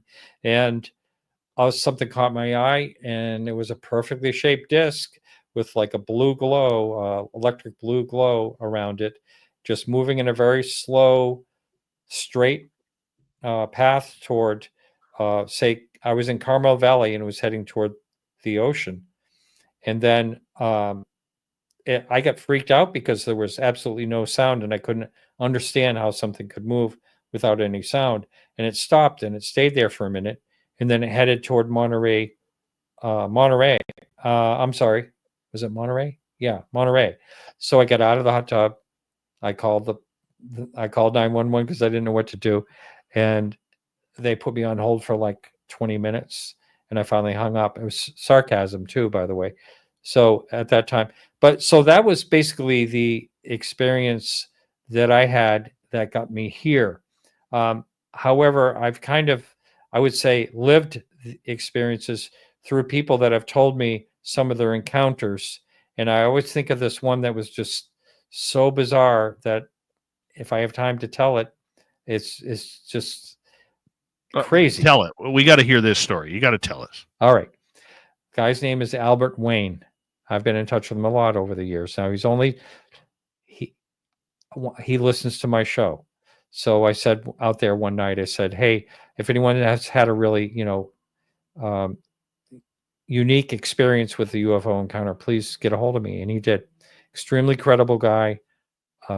He has never told the story before publicly or any other way except to some relatives. He's driving down to Studio 54, New York City, from the Connecticut area, and he's on I-95, him and his girlfriend. They're 17. It's late at night, and he didn't know how he was going to get in. I think their drinking age was 18 at that time.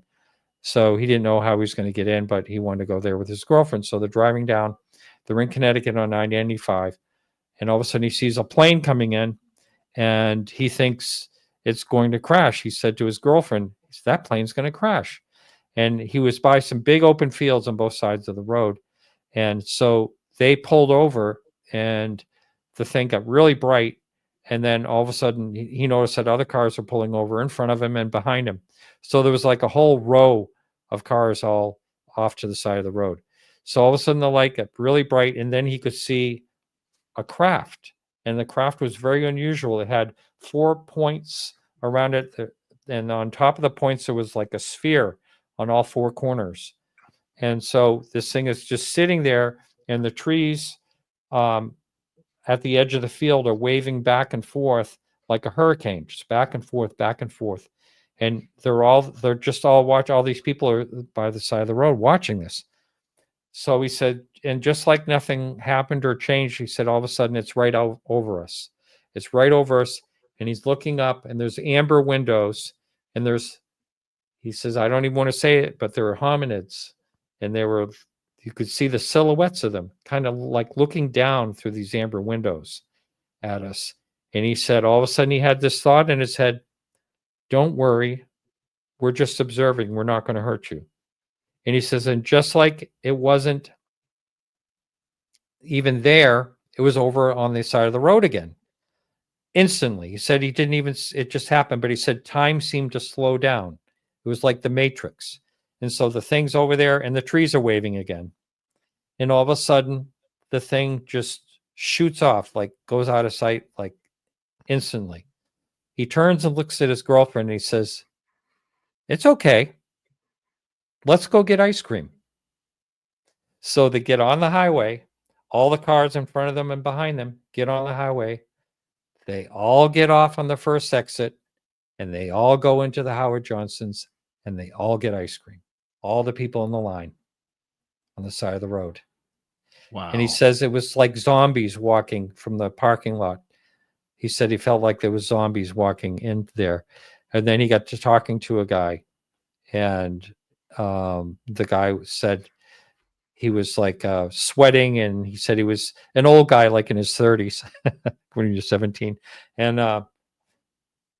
he looked at him, and he says he was like nursing a glass of water. And he looked at him, and he said, did you see them?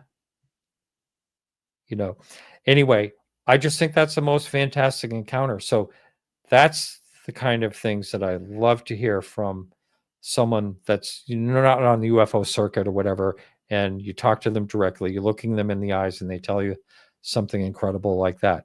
That's what really keeps me going in this. It's so fascinating. Let's go to T-Bone, and he is asking, what is your opinion of somebody like Chris Bledsoe and his experiences? Yeah, I know Chris. I'm confused about Chris. Now, Chris has invited me. In the wintertime, I live in South Carolina, and I'm about 4 hours from where he lives. And he loosely invited me up to, and Dawn and I want to go. Because, he is getting, there's people, film crews there, and they're actually filming these things that don't look like drones or planes or anything like that. I don't know what they are. Orbs, they look like orbs. Maybe there's something to it. John Alexander swears there is with Chris Bledsoe. So I don't know. I interviewed him years ago in the 2012 or something like that. And I asked him about him failing a lie detector test, when he was asked about that whole situation that got him started and all this. And he wasn't happy that I asked him that question. But, and I don't think, I think he just worked around the answer to that. But that doesn't mean a lie detector is not the end all. People fail those. That does happen, for various reasons, not always that they're telling a lie, But anyway, so I guess I'm kind of on the fence. I think there's something to him and people like him, but I would like to I'd like to go there and witness it firsthand myself. Let's move over to Stargazer here, who is asking, do you think alien abductions are real? I think I have an open mind about it. When I very first got into this topic back in 2011 and started doing my show, I was like, nah, I'm not going to go there. I'm not going to go there. But I think, there are just too many very credible people that I've heard. I think of people like Travis Walton. I think of the people from the Allagash incident up in Maine. And I was friends with Calvin Parker. And I do believe Calvin. I think that it does happen. And so I would say, yes, I do believe that. And it was great connecting with Calvin because he had stayed quiet for 30 years. And a blogger that I had at the time wrote a blog about that whole Pascagoula incident. And he contacted me and said, that was a very accurate blog, really nice work. And I said, you're not the Calvin Parker, are you? And he wrote back, yes. His email address was gone fishing something, he really loves to fish. I'm sorry, he passed away. But anyway, he said, sure, I'll be on. So after 30 years, I was lucky enough to get him, to talk about it for the first time, that he had stayed silent all that time. And I'm so glad he did. And his estranged daughter found him through my podcast, and they had a great relationship, So that was just another gift. Let's go to Joe here. Martin, have you mentioned anything about the unknown object that entered our solar system from way out there? Do you think it's going to visit us? This is what we were talking about earlier, that Avi Loeb, I imagine. Yes. Yeah. I think there's enough science behind it that it's going to visit us, whether it'll just pass through. You mentioned that someone is speculating it may crash into the moon. That would be interesting.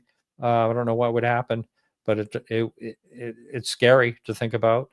I think we have more detection than we ever did, and maybe these things have been passing through before and we just never detected them. I don't know. It's an interesting thought, isn't it? Mm-hmm. Let's go to over on LinkedIn. Let's go to Art. Art Fraser, who spoke at UFO Con with us. Oh, okay, great. Hey, Art. He is asking, if we manage to figure out UFO propulsion, what would follow? And should we anticipate an alien response based on our appropriation of this technology? I have to tell you, I've never thought of that angle. If we are being watched, then I would say that's very possible that that we may have an interaction if we do have their technology. So I think that's a very good question, and I'm not sure if there would be any response at all, or they would shoot us down because we stole their stuff. Art, you need to come on this show and let me interview you. I just want to tell you that. I know you're listening, buddy, but we need to have you on this show. All right, let's move on to another question here, my friend. This time, let's go to, I can't confirm this, but UFO Proof Files is saying 9 hours ago, latest news, the U.S. Navy patents UFO-like propulsion. How can this be possible if they have nothing to compare it to? Well, there was a patent that came out a number of years ago that was something like this. I'm wondering if they're regurgitating this or something. Do you know what I'm talking about? They had some type of patent that had to do with UFOs.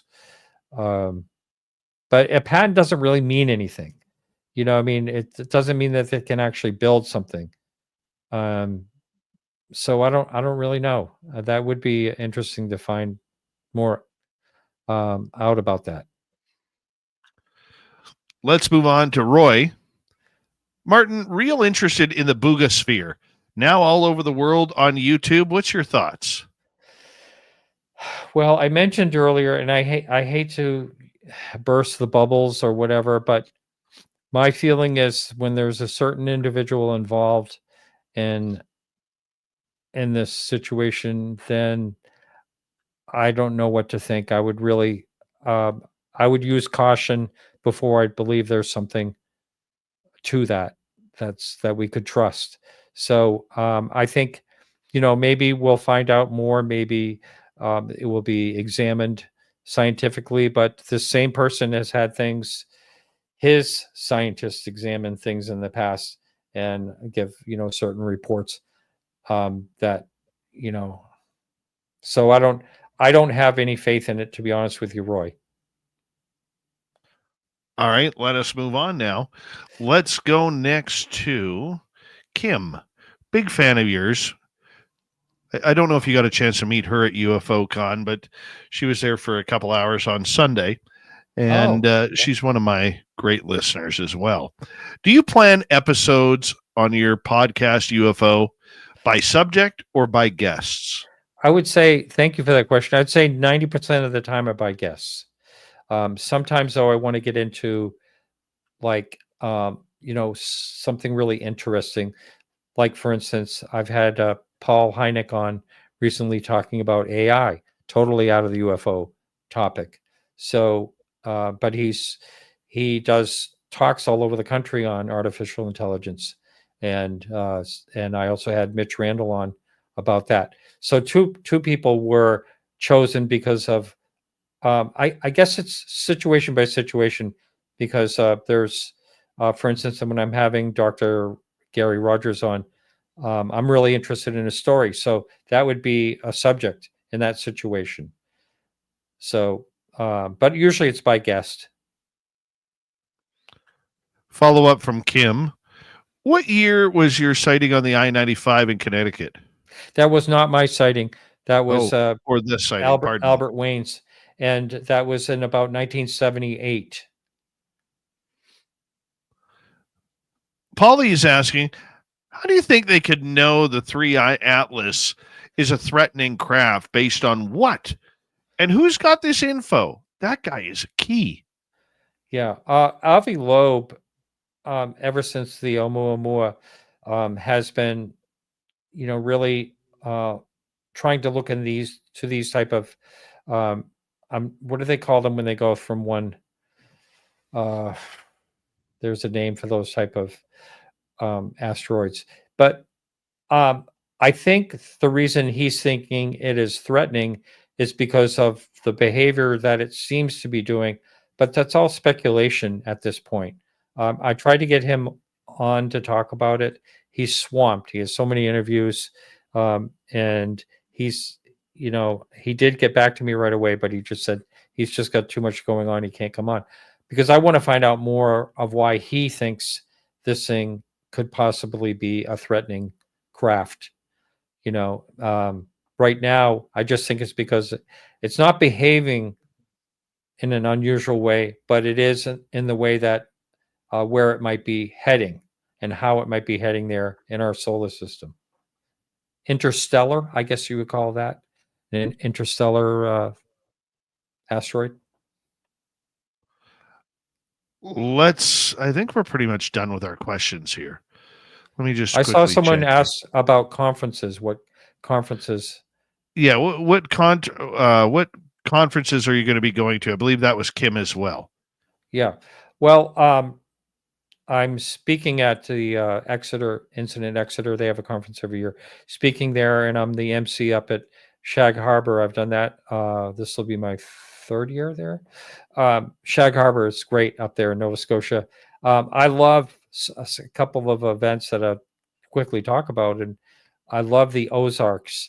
I was told for years that was a really great conference, and I went and I loved it. It was beautiful, just a beautiful area, and they really put on a nice conference there. Contact in the Desert is like, I don't even know what you would compare it to, but it was crazy and great. But I spent little time watching lectures, and I spent most of the time in the hallways, talking to people. That's what I really love to do, just like I did with you out in California. So there's that. And I really enjoyed the one we went to in the San Francisco Bay Area. And ones that I go regularly to, I try to go to the MUFON ones. I was the MC last year. I didn't make it to this one this year, but I may head there again next year. I'm not sure. Martin Willis, it's a pleasure to have you back on Spaced Out Radio. We'll let you head off to bed. Podcast UFO on YouTube or any major podcast network. He's one of the best. Coming up next on Spaced Out Radio, Swamp Dweller. Then Robin Haynes is in for the cryptid Q&A. We will be right back. You're listening to Spaced Out Radio with your host, Dave Scott.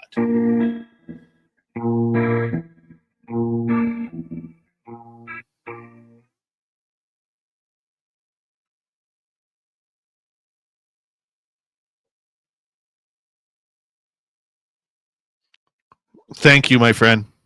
Thanks so much, and thanks to your great audience. That was some really nice questions, and thank you all. It was a real pleasure being here. I'll All give right. you a call soon. We still have to have that conversation. Yes, absolutely. And I'm going to have you back on my show too. We already have Good. that scheduled. I just can't remember when that is. But anyway, Me thanks either. so much. Just let me know. I'll All be right. there, buddy. Anything All for right. you. Good Take night, care. everyone. Okay. Martin Willis, everybody. Hi, Zenzabil. How are you? I will be right back, everyone.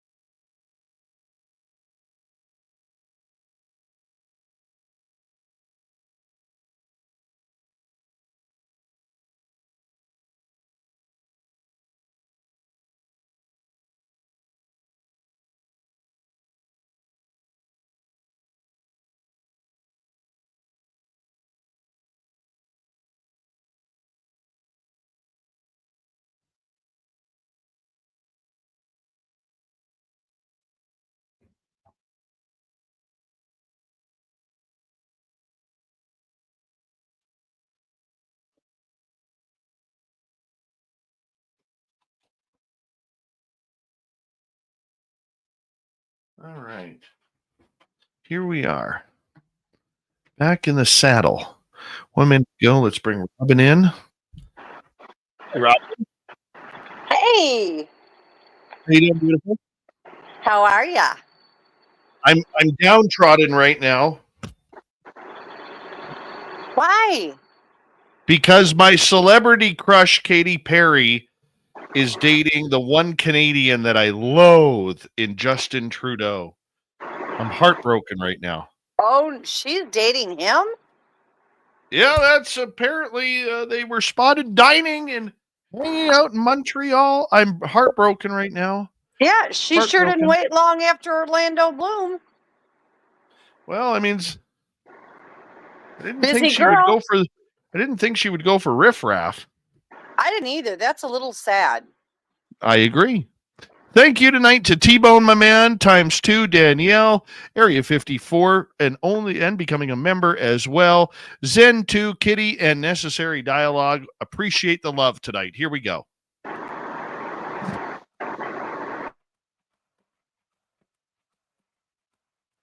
Here comes the third and final hour of Spaced Out Radio tonight. My name is Dave Scott. Thank you very much for joining us. We really do appreciate earning your listening ears wherever you are on this beautiful planet we call Earth. Hello to everyone tuning us in on our terrestrial affiliates around North America, digitally on every major podcast network. Our website, spacedoutradio.com. We have a plethora of features for you. Rock out to Bumblefoot, read the news wire, check out our swag as well. Follow us on X at Spaced Out Radio, Instagram at Spaced Out Radio Show, and on Patreon in the Space Travelers Club. The Desert Clam has set the password for tonight in the SOR Space Travelers Club. What are we looking at here? Drapetomania. Drapetomania is your password. Use it wisely, Space Travelers, as the Clam sets the password each and every night right here on Spaced Out Radio. Let's kick off hour 3 with the Swamp. Hello and welcome to Spaced Out Radio's Swamp. I'm Swamp Dweller, and tonight I'm going to take you on a mystic journey of the unknown, sharing tales of monsters, legends, and nightmares. Welcome to the Spaced Out Radio Swamp. About 2 years ago, a couple of friends and I decided to sneak into an abandoned asylum in Downey, California after nightfall. We noticed a security guard doing his final rounds and waited for him to leave the premises. Once the coast was clear, we approached the surrounding fence and jumped over it to get onto the property. And as soon as we did, we all experienced something that I can only describe as a heavy and unpleasant feeling. All the windows and doors were boarded up from the outside, but as we made our way around the building, we discovered an entrance that had been broken into. So we made our way in and ended up in the auditorium. There were medical records scattered all over the floor of every room. One of my friends picked up one of them that caught his attention. It was a file from 1889. I don't recall the name of the patient, but he was said to have had some sort of mental disability, like what we now refer to as Down syndrome. It also had a list of mental disabilities and random treatments that had been performed on him over the years, ranging from shock treatment, inducing vomiting, to being forced to consume mercury pills. As we continued to explore the halls, we felt like we were being watched. It got to the point to where we weren't comfortable being inside the building anymore. As we made our way back outside, I heard a faint whisper and what felt like a hand brush on the back of my head. I quickly looked back, but there was nothing there. We ran from out of there as fast as we could, jumped the fence, and made our way back to the car, and thought nothing of it. We were just relieved to be out of there. The following night is when things really took a turn for the worst. I went to bed at around 9 p.m. and awoke sometime around 12:25 a.m. to the feeling of someone tugging on my leg. I have a tendency to fall asleep with the TV on, so when my dad gets home from work around midnight, he does a routine check to make sure my TV is off. So I wake up thinking I'm going to get lectured about leaving the TV on again. But as I look toward the doorway, I see that the door is open and the hallway light is on, but there is no sign of my dad. I then begin to feel a pressure on my leg again, so I quickly turn my attention to the foot of my bed, and that's when I saw it. A solid, black, faceless silhouette is crouched over me and has a firm grip on my leg.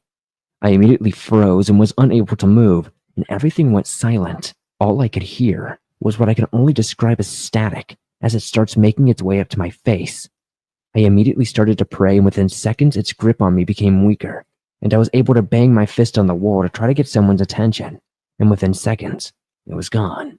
I jumped up and ran out of my room, and as I turned the corner I bumped right into my dad, who was coming down the hallway to my room. He said he heard me hit the wall, and he was coming to see what was going on. I explained everything to him, the best I could, and of course he ruled it off as a bad case of sleep paralysis. But I know for certain that this was not the case. I have had sleep paralysis many times before, and this experience was nothing like it. I was fully awake when the attack took place. I felt whatever it was that I came across probably came from that asylum the previous night and followed me home. I'm pretty sure it was just making me aware of its presence. Thank you, Swamp Dweller, for another spooky story. If you want more just like that, head on over to his YouTube channel, hit subscribe, Swamp Dweller. That's all you need to type in. Thousands of stories there for you, just like that. Time for Robin.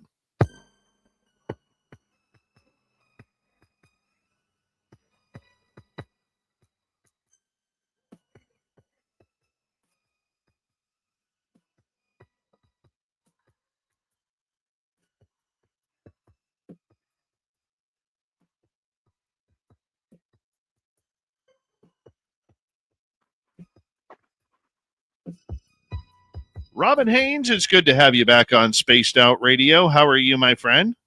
I am good. I'm excited about tonight's show. Oh, we're always excited when you are on as well. So thank you very much for being here once again tonight. Now, I need to ask you this question, and I talked to you about it earlier before the show for full disclosure. I'm still weirded out by a lot of these strange things that are happening up at Flight 21. And I got to tell you that the tree knocking that I heard the other night was absolutely, how can I put it, terrifying. And I'm still bothered by it, to be blunt. Well, we talked about it earlier, and I talked to the individual that did it. I scanned him. I don't think it's even as scary as it was, and I'm not saying I wouldn't be frightened as well. When they start whacking the trees with that much force, you feel so small and insignificant opposed to the strength that's going behind each one of those knocks that it can be really frightening. Now, I talked to that one. I mean, we even got a name, if you remember, when he came forward. He showed me what he looked like, everything. And I think he was just in response to the drumming. I don't think that, he was angry or anything. I just think that was his response. But I also think there were some, because there was a red one that was behind where everybody was at. Like you were focused one direction and it was the other. And I also felt like it was not only showing you that it appreciated the drumming, it was a form of communication. It also wanted you to know, I'll communicate with you. I'm glad you're here, but look at how strong I am. Because you get wood knocks and they're just a knock. They're not a terrifying knock. And then you get the big booms like what you did. That was to let you know that while you were there, look at the strength that he had. And from what I can tell, what he said, he's the leader of the clan. He's big. Like he's like 12 and a half foot plus and very wide. And then he was also, making the noises for the ones that were behind you. And then behind him, about 15 yards back, there was a bunch of them. They were all enjoying the music. It was, I don't know how to put it. I've never experienced anything like that before. I have heard tree knocking before. Yeah. But it's usually off in the distance. And you kind of like, oh, there it is. Yep, that's what we were waiting for. But I mean, it was like this thing took a Louisville slugger and was trying to hit home runs off this tree. Yeah. Well, and I think too, like we were talking earlier, he was really close to you guys. Like he was really close. And when you get around them, especially the big ones that have a lot of power to them, like the leader of a clan would, the frequency off of them is so overpowering. And that is absolutely not being zapped. That's when they throw the energy and the frequency at you. That is not being zapped. It radiates from their body. Even when you find one that's dead, it still radiates off their body. Death doesn't stop at it. And so when they get close to you like that, your body is going to pick up that frequency. And if it can, the closer they get, the heavier it feels. I had one come like 2 foot from me, and it literally felt like I had this blanket over the top of me. I could hardly move. But you had that one there. You had the one behind you. And then you had the rest of the clan that was enjoying the music 15 yards past him. That alone is going to trigger all your senses when you have that many. And I think you guys, as much activity as you get, I don't think you've ever had quite as many as you did then. They were showing up for the music, just like if you were to go to a concert. And you get that much frequency that's high powered like that, especially one as powerful as Anfram was when he did that. That's overwhelming to your senses. That is already, because you're not going to know that feeling, even though he's not trying to intimidate you, he's not trying to hurt you. That feeling alone is going to send off your spidey senses and make you apprehensive. And then on top of that, he didn't do the light knocks. He did the big bangs, just as if to say, this is, communication with you because I'm enjoying the music, but this is how strong I am. If you get too close to my people, it's going to be dealt with. But yet he wasn't trying to frighten you. So who or what went running through the trees a couple minutes later? I think he was back there, but I got to, when I was asking him about what was going on, and he was showing me different places he had crouched down at, I think there's another one that had come up from the group that was about 15 yards back. And I think there was more than one there. I figured there was like Anfram and then 2 other ones. So you'd have had 3 up close like that. He would not have come by himself, but he was going to make sure that you guys knew it was all, they could have not even done the tree knock. The tree knock are usually communication between themselves and also with you. My daughter was out in the woods one day, and there's this little bunch of bushes, and she said, I should tree knock, Mom. And she was young. She knocked on a tree, barely made a noise. The entire brush that was literally 5.5 feet from her erupted with tree knocks inside of it. And we had other people with us, and they about died. So it's frightening when you get that close to him. And he was really close to you guys in comparison to how far back they usually stand. Yeah, that noise was so close. It terrified me. I feel like, you guys have got more encounters that are coming from them. And I feel like, when you had the first one, we called it before you did. And this time, I think there's going to be 3 there. That red one's going to be there. Anfram's going to be there. And there's going to be another one. Now, how soon it's going to happen, I don't know. But they're getting braver all the time. And they don't seem to be trying to hurt anybody. I'm not feeling any ill intent off of them. Curious and cautious. The ones up there can be a little bit more stringent and not quite as lovey-dovey as some of the other ones are, but they're not intending to hurt. There's a group that I work that is the same way. I've got a group in Michigan that are the most loving things you've ever seen. They'll come up and pat the back of my head. And then I've got some in another state that I go to and I work with, and those guys are like hardcore. They're never mean. They're never aggressive. They're 100% safe. They've tried to come into my camper, but yet they are a whole different ballgame. They're much more regal, much more stoic. They're all different. They have all different personalities.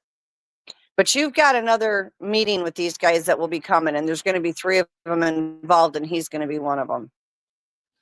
Oh, that's going to be so much fun. So much fun.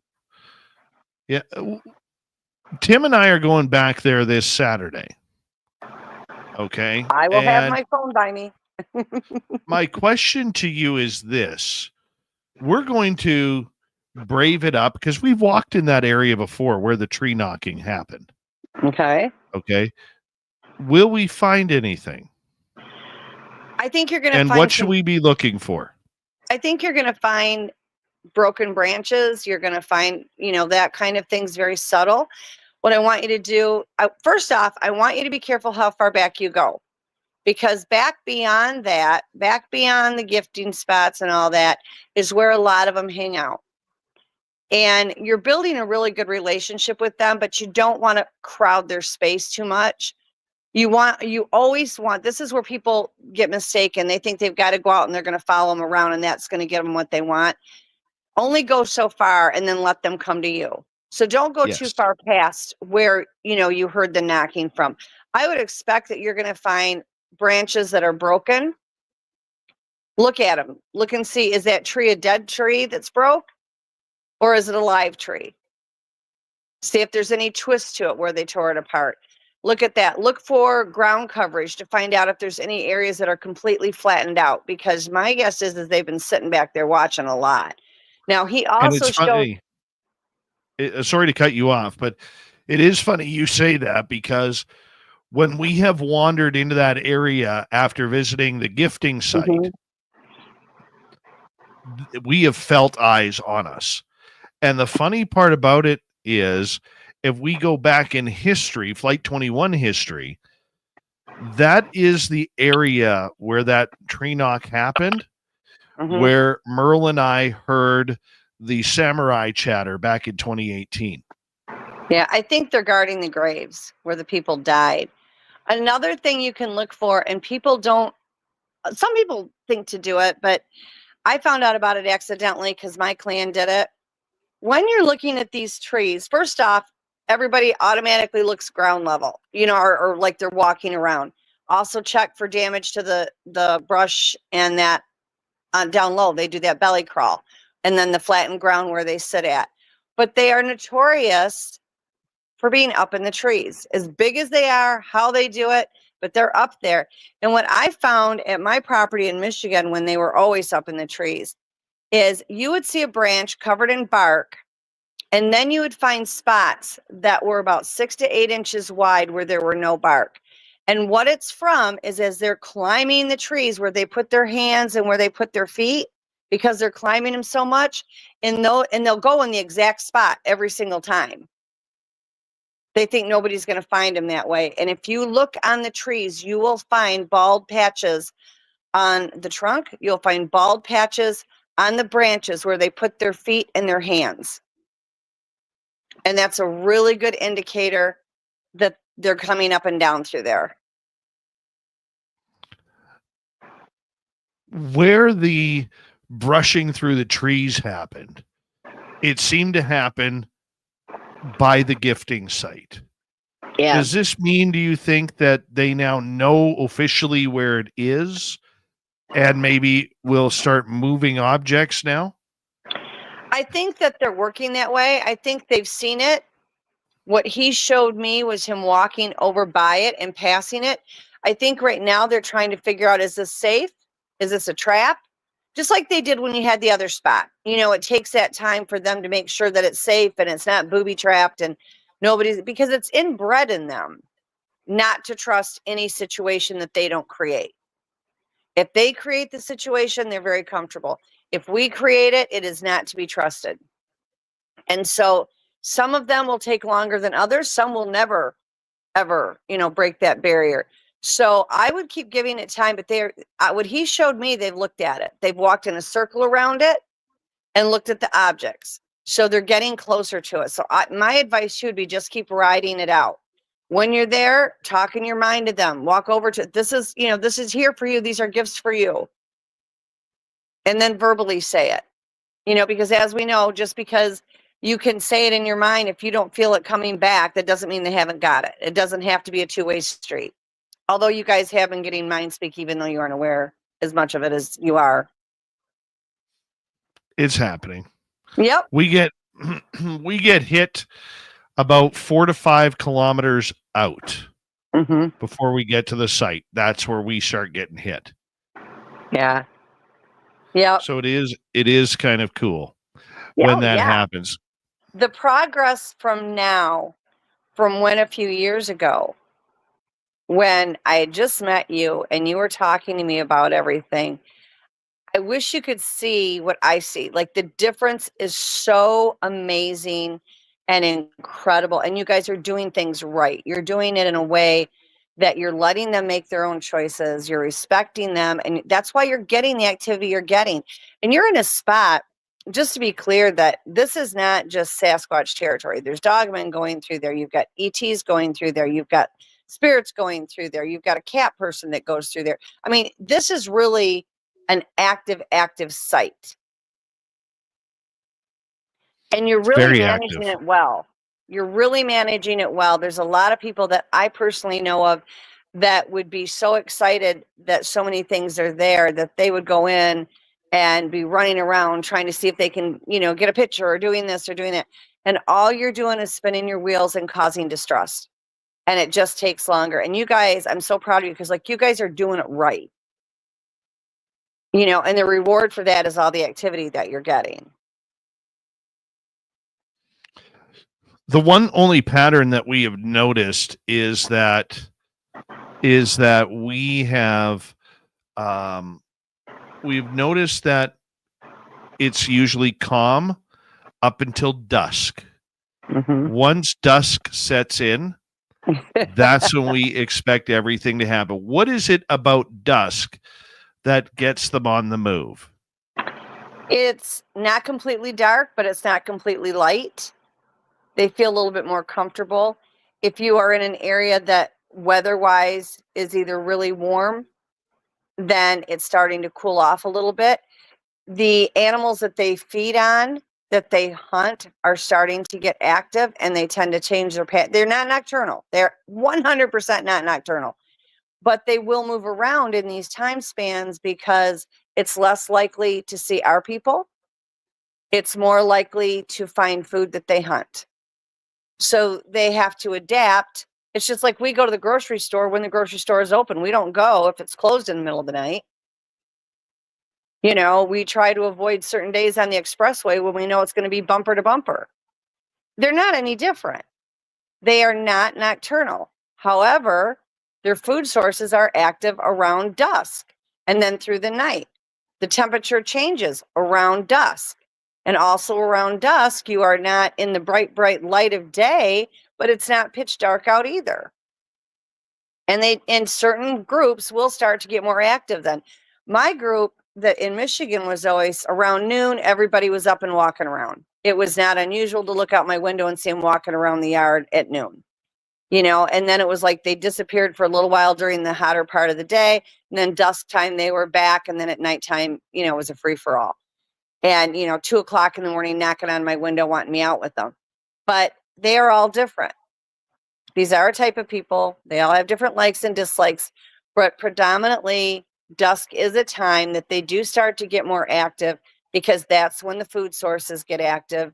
That's when our people tend to go in and not be out quite as much. And it's just not as dark out or as light out. It's transitioning.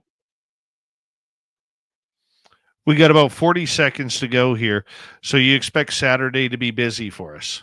I think that if you don't pick up a lot of activity, you should know that there still is activity going on.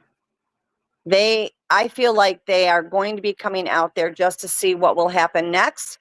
You've had the beautiful music for them a couple times now, and I think that they'll be out there. We'll see whether or not they actually are active for you, but they will definitely be out there.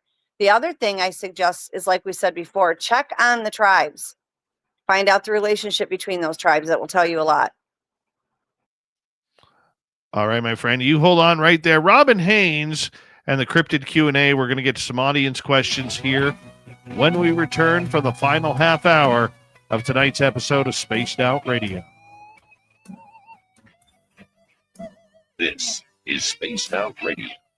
Your host, Dave Scott.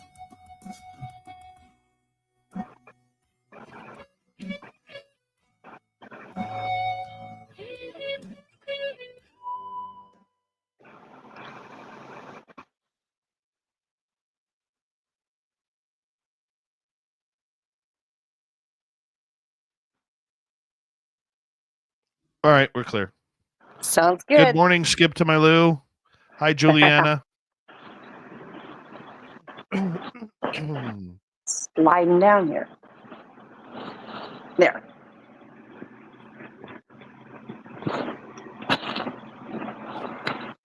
Yeah, I think you're going to have them out there. I think you would be surprised, regardless of what activity you get. I think you would be very surprised to know how many are going to be out there. And I'm not necessarily saying that they're all going to be up front and personal. I think that you guys are getting a lot more than you realize. I think that whatever is back there about 15 yards behind where he was at, they all seem to be, and I picked this up one other time, they all seem to be hanging out there when you guys are around. Oh, that's good. Yeah. And then there's a few that will come up close. You know, we talked about before, if there's one out there, everybody should know that there's going to be more. They're number one, they're linked to the collective consciousness. So if anything goes on with one, they all know about it. But also, if there's some walking around, they generally have some not too far. So if anybody needs backup, they're there. But they, you know, with the drums and everything, they love that. And so it's almost like, you know, going to a concert. They're going to bring everybody. Well, Lolly will not be with us this weekend. So it's going to be, she is going to be doing some stuff with her family this weekend. So it will just be Tim and myself out there this weekend, seeing where it goes. Yeah. It ought to be good. I'll have my phone by me. That'll be fun. That'll be fun. Mike Bothwell, good evening to you. Sorry, Robin? I'm sorry, I didn't mean to interrupt you. I said it gets better all the time. Oh, yeah. Yeah, we might have to have some Robin Haynes time there. That'd this be weekend. fun. Could we expect more tree knocking up close and personal, or was that just... I think that was due to the music. Yeah. What you can do is try to initiate it yourself. Like when you go out there, you know, and you're talking to them, start talking to them before you get there in your mind. Talk to them when you get out there verbally and in your mind, and do some light tree knocks. You know, tell them in your mind, I'd love to, you know, interact with you. I'm going to do some tree knocks if you want to knock back, you know, and depending on who answers. I do own in my Jeep, I do have a blessed First Nations drum. Oh, they would probably love it. Well, we'll see.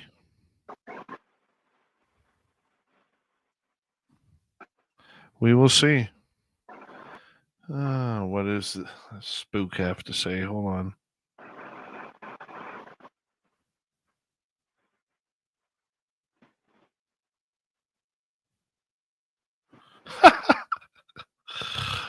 You know, it's awesome. This is real time.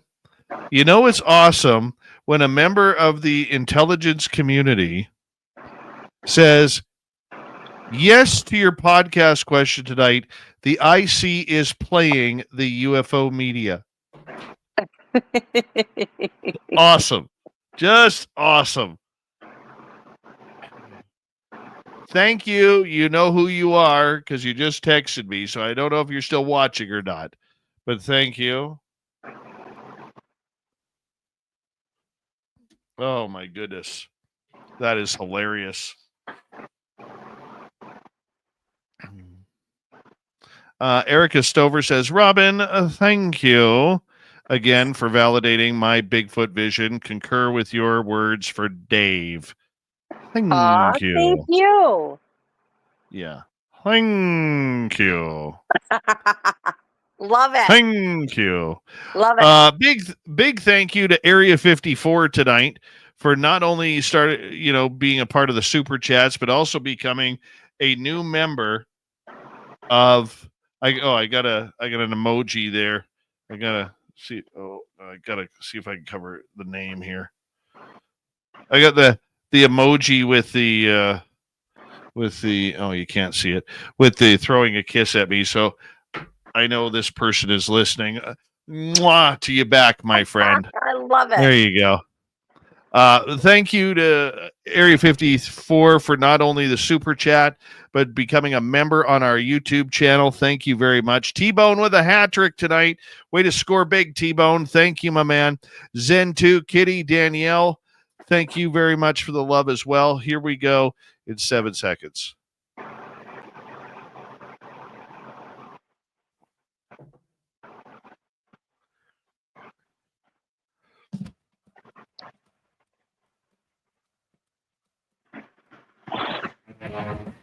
Here comes the final half hour of Spaced Out Radio as we've rounded third and we're heading for home tonight.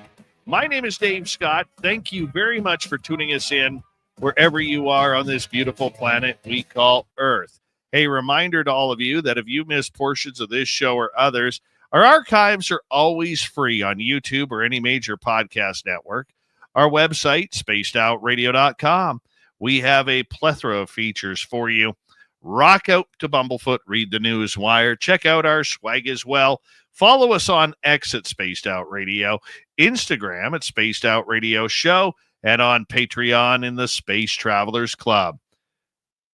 Robin Haynes is here for her weekly edition of the Q&A. We're talking all things cryptid tonight. We love it when Robin is here. And Robin, are you ready for some audience questions? Absolutely. Bring it on. If I don't know the answer, I will tell you. T-Bone is asking, is there always a leader of the clan? Generally, yes. Occasionally, you will find a clan where maybe the leaders died and they haven't got anybody put back in place yet. Or you'll find a family unit that has just gone off by themselves and are without a clan. You might find that now and then, but typically you will find there's a leader, yes.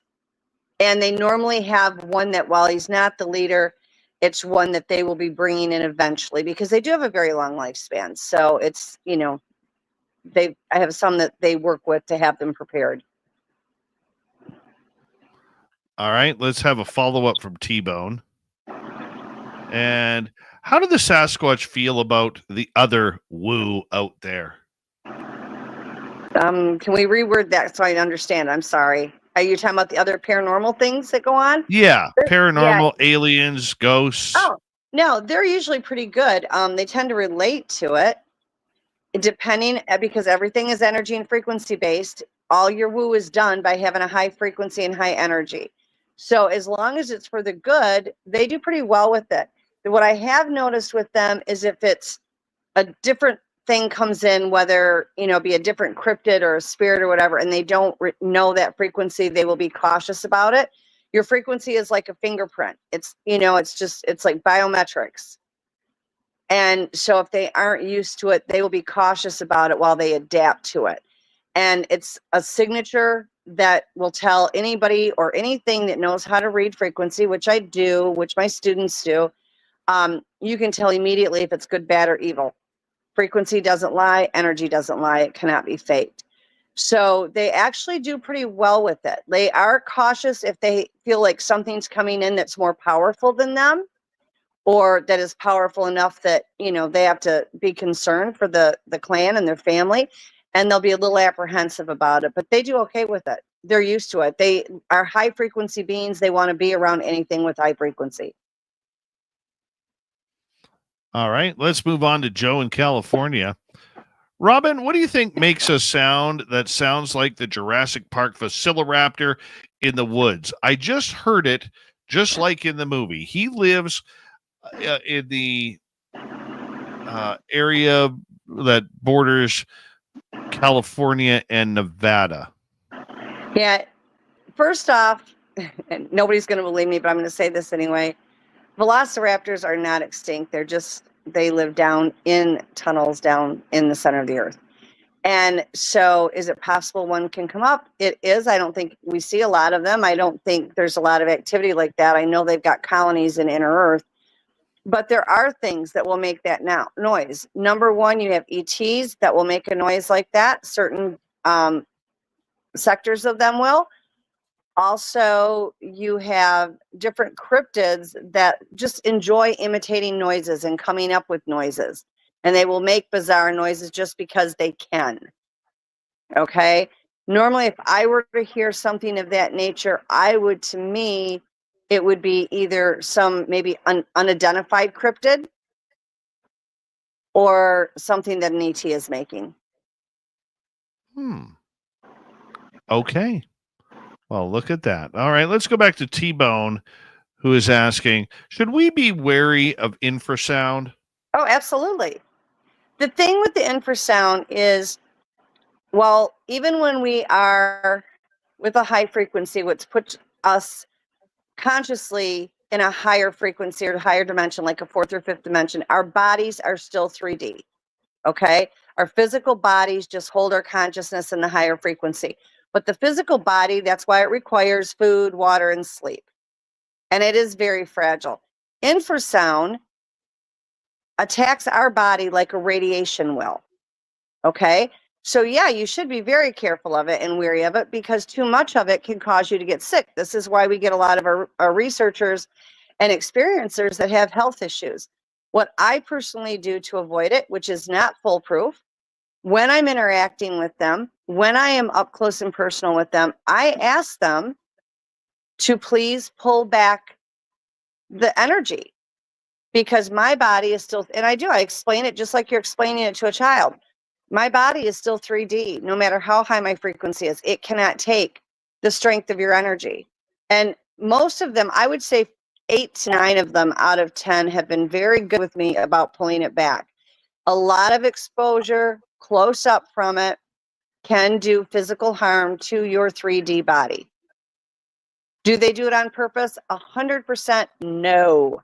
The only time they do it on purpose is when they are zapping you. And when they zap you, they are building up all that energy and frequency within their body, and they're basically throwing it to you. They can manifest in their mind the intent of what they want that to do, whether it's, I just want them to, wet themselves, or just to put fear in them, or give them a heart attack, or whatever. But they do not do it if they are not zapping you, which most of the time they are not. They are not doing it on purpose. It is not any different than when you walk around the energy and frequency that you radiate. Okay, they are not putting illness in your body. They are not trying to make you sick in any way, shape, or form. So generally, when working with them and out in the field a lot with them, bring it to their attention and just say, I'm out here because I want to be with you guys. I care about you. I want to interact with you. But if you can pull back the energy a bit, that would be great. And as crazy as it sounds, more than times than not, they will oblige. Unless they feel frightened, and then they won't. All right. Let us go to another question here.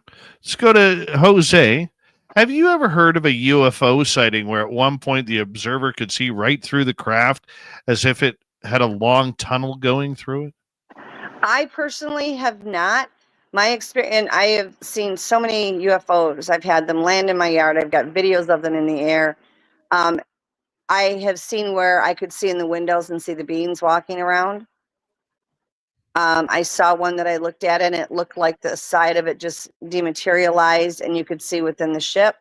But I have not seen it where it looked like a long tunnel. No. Doesn't mean that other people have not. Okay. But I don't know of anybody that has.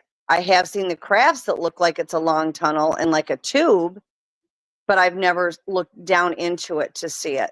I know one ship that they took me up on, when I looked at the floor, it was like the floor just dematerialized and there was no floor. It was really creepy because I'm terrified of heights. And so it was like the floor wasn't a floor and you could see right through it. If you take an area like our area of investigation, where there has been Sasquatch and UFOs happening at the same time, is this a love-hate relationship between the two? It depends on which ETs. I have some that I work with out of state that if you mention the star people, they are absolutely freaked out. They hate them. The ones in Michigan, when I talked to them and I brought up star people as they call them, they had some that they got along with very well and others that they were terrified of. So what I've realized, and even when I've talked to the ones here in South Carolina and other states that I've gone to and out of the country, is depending on which star people they're interacting to makes a difference in how they react. There are good ones and there are bad ones. There are some that actually come down on our planet to kill our cryptids. or to try to take them back to their planet and destroy them. And then there are others that they get along extremely well with.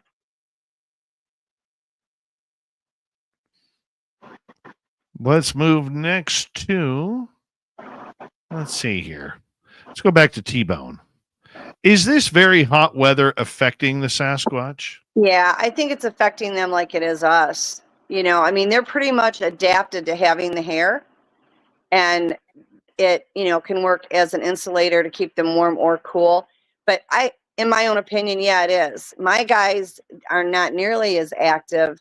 They're, you know, they're getting into, like, I have mini pigs, and they're getting in, and my mini pigs have a pool. They're draining that pool right and left every chance they get. I normally keep water out for them. Now, where I live at, we have swamps all over. And of course, we all know what hides out in the swamps. Not that the Sasquatch don't go down there, but we get gators and we get venomous snakes and everything.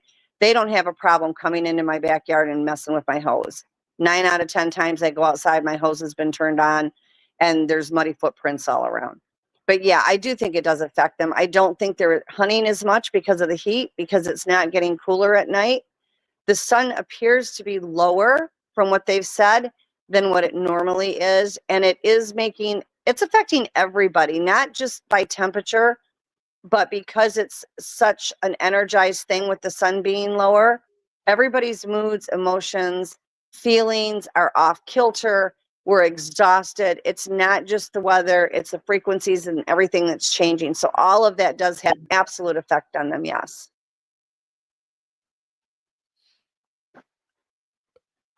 Are they more susceptible to changing who they are or what they are attitude-wise if they are in a more humid atmosphere rather than a drier atmosphere?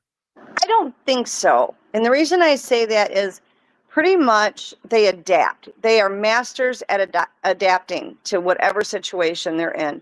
I think, could they get really cranky if it's overly humid and hot? Well, yeah, I mean, we do. But I don't think any more so. You know, when you work with them and when you have that relationship where you speak to them, you know, verbally as well as mind speaking, you're seeing them in the flesh, they have a short fuse. They're infinitely patient on a lot of things. Like if they're hiding behind a tree and they don't want us to see them, they can stand there for hours. But let them have to share something that they don't want to share, or just the slightest thing can make them mad. It's like dealing with this enormous, super strong toddler with a massive IQ. It really and truly is. I've watched two come to blows over a candy bar that was 3 inches long that we gave to one and another one took it. And I thought it was going to be a bloodbath over this stupid candy bar. And I'm like, guys, you know, we will get you more candy bars. We're not going to, like, stop it. You're going to kill each other over a candy bar. You know, and then other times they're nice and calm. The weather, I would assume, would, yes, you know, put them in a mood like it would us. But a lot of times they've adapted to where they're at. You know, they know where to go to cool off. They'll go in the cave systems. They'll go underground where it's cooler. They'll get in the swamps. So they're very well aware of how to deal with it. Let's move on. Let's go to Mike. Could cow mutilation sometimes be Bigfoot, maybe studying the human body, perhaps? I never say no to anything. My own opinion, the mutilations, I don't personally, from what I've been taught by the Sasquatch, I do not believe that's them. Will they take down a cow and eat it? Absolutely. The mutilations are generally ET based, and they are trying to get the blood and certain things from the animals that they're doing this to. There's certain spots on the body that have more blood flow to them and are easier to extract the blood, and they need the blood, they need the DNA. And that's why you find that there's certain areas on these animals that seem to be dissected. So, you know, but I don't think that the Sasquatch are looking at it as, you know, trying to get anything like that. Would they kill one and take certain parts off of them? Yes. You know, it's like they like the innards on the deer, you know, and they would grab deer out of my woods and then they'd slice open the belly and you'd see a pile of belly hair and they've gutted it out, you know, and then they'll eat that right there and then they'll take the deer somewhere else. So it just depends on how these cattle are mutilated. as to whether or not it would be considered a big Sasquatch kill. Generally, Sasquatch kill by breaking the neck and breaking the legs first. We got 6 minutes to go here with you tonight, Robin. And in regards to the way the Sasquatch hunt, Mm-hmm. do they hunt in packs or are they individual? It depends. They can try to hunt by themselves, but it is not abnormal to find having, a group. They usually, when they go out to hunt to bring food back, they'll take a group of them and go. You've got some that can run, let's say it was a deer, run the deer towards the ones that are going to tackle it and take it down. You're going to see where they put one arm under the neck and then grab by the back legs. They break the back legs, they break the neck. Are there other ways that they can kill them? Absolutely. That's just the most typical one. What are they mainly going for? Are they going for bigger game, deer? Are they going for smaller game, rabbits? No, they're opportunistic. I mean, will they get a rabbit? Yeah. A rabbit isn't going to feed them a whole heck of a lot. They would rather get the deer that love the feral hogs. There's a lot of meat on those that can feed a lot of them. So they generally will go for that. But if they haven't got that available, they'll grab what they can. We had been outside when I was in Michigan. My son was out in the woods and he found a rabbit with its head ripped off and the body was still warm. And he came running to the house. He's like, Mom, there's a dead rabbit out in the woods and it's still hot and the head's ripped off. So he took me back there. And again, you found the footprints there and the rabbit was long gone and we found a bunch of pile of hair. So, they'll take whatever they can get. And here you're sure they're not using it for toilet paper? I have one that keeps telling me that he uses squirrels for toilet paper. I'm like, will you leave the poor squirrels alone? And he just laughs. That's horrible. I know. You can see all these squirrels running around with poo all over them. But I think he's just joking around. They have a wicked sense of humor. Oh my. I know. He's like, no. I know. He's like, we use squirrels. I said, you do not use squirrels. Now stop that. Let's go to Joe. Robin, can you scan his area quickly before you get back on? He's freaked out about that noise. Yeah. Okay, off your driveway, across where that fence was at, where we used to have the Sasquatch would stand all the time. It's right back in there. Honestly, Joe, it looks like some weird kind of either something that probably came through a portal, because you've got that portal there. Even though it's not active a lot, it's still there. I'm not picking up anything evil. What I would do if it were me and what I would suggest to you is for the next day or so, just kind of stay out of that area and let it do its thing and let it wander off. It's not out looking for you. It's not there to hurt you. I don't think it's necessarily the greatest thing ever, but it's not there to hurt anybody. It's not, there's no evil intention on it. But to me, from what I'm remotely seeing, it's four-legged and it looks really creepy. It looks like just another one of these unidentified cryptids. They put it under the blanket name Akaya, but it is not out looking to harm anybody. It's just passing through. I would give it a day or two and just let it work itself out of the area. I'll tell the Sasquatch to try to run it out as well because they're still around. They haven't gone anywhere. So he's got dinosaurs right now, is what you're saying. Well, I don't know what it is. Oh, thanks, Joe. I try. I enjoy working on your stuff. I always did. Well, we appreciate that. Thank you. Thank you. You're awesome, Joe. I'll help you anytime. For our listeners who say live in an area where there is known Sasquatch, should they try and investigate it? Is it worth it? But I think you need to, it's important to know to do it in the right way. Don't go busting in there, like your police on a drug bust. Go out in the area, be in nature, enjoy nature, speak in your mind and let them know you're coming out there. You have no ill intent. You're fine with interacting as long as they come to you in peace. That is so vital that you put those words out there. And don't get up in their business. Let them come to you. If you think you have them on your property, go out in your woods, enjoy nature, look for structures. Don't mess with their structures. You don't want people tearing your stuff down. They don't like it either. But just kind of observe. Be careful how far back you go. Don't crowd them. And after you've been out there and look and see if there's structures, check the ground for prints, tree twists, these kind of things. If you find that you're in their area, go just outside their area. Have a bonfire. If you can't have a bonfire there because of the woods, sit there and talk and laugh. Enjoy yourself. That raises your frequency and that draws them in like a magnet. But just go for a walk every day out there. Be very calming about it and just observe what is going on around there. So just do it respectfully. Do it in the right way. Yes, I know it and you know it. That's your property. But in their world, it's theirs. So you want to have that mutual respect for each other. I think it's great. Robin, tell everybody where they can get a hold of you. You can find me on Facebook under Robin Haynes, Haynes, no middle initial. Or if you want frequency and energy classes or remote viewing or ability classes or whatever, you can find me on my website, which is www.paranormal-empowerment.com. And if you send me something, I answer everybody. If I don't answer you in 48 hours, I did not get the message because I answer literally everybody. Yeah, you do. You even take my calls in the middle of the night. I don't know why. I'll always take your calls. You're not the only one that calls me in the middle of the night. I get a lot of them. I know.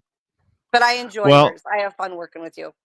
On behalf of Tim and I, we thank you so much for being such a great supporter and book of knowledge for us when we're out in the field trying to figure out what is going on. You simply are the best, Robin. Oh, well, I appreciate that. And I'm very honored that you have allowed me to be part of this journey that you guys are on. So it means so much to me. It is so much fun and it will continue that journey. So we say goodnight to Robin and hello to Mr. Ron Bumblefoot Thal. Rocking in the background with Little Brother is Watching. Bumblefoot is the official music of Spaced Out Radio, rocking us in and out of every single show. Get your horns up for the guitar god himself. Special thanks to everybody listening in at work, at home, in your cars, wherever you may be. Thank you to everyone in our chat rooms tonight. YouTube, Twitch, Elgab, Facebook, Spreaker, LinkedIn, the Space Travelers Club, and on X, hashtag Spaced Out Radio.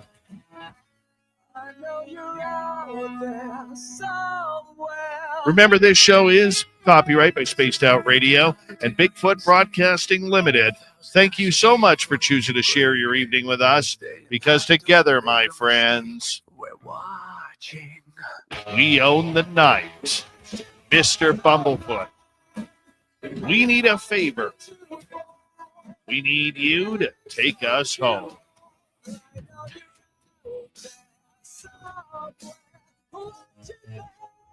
Yes, the Woo Train has docked for the night. Soon, my friends, we shall ride again. Your seats are always available. Your tickets never expire. And if you want to bring a friend, we've got room for them too. Good night, everybody.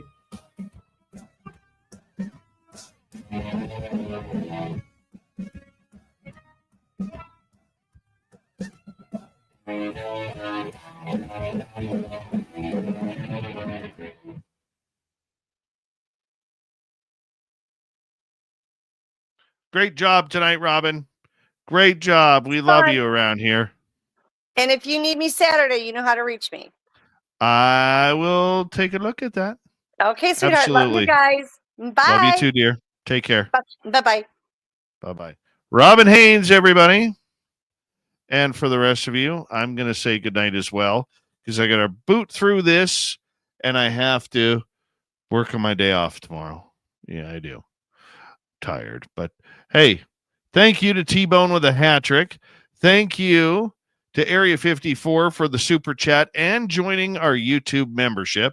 Thank you to Danielle, Necessary Dialogue, Kitty, and Zen 2 as well. Tomorrow night on the show, we're going to be joined by Tiffany Doran. You've never heard her before. First time on the show. We're going to talk Bigfoot and other cryptids and her investigations. It's going to be so much fun. I'll see you tomorrow night, everybody. Hit subscribe, ring that bell, and leave a comment below so that way we can see what you're thinking. Talk soon. Good night.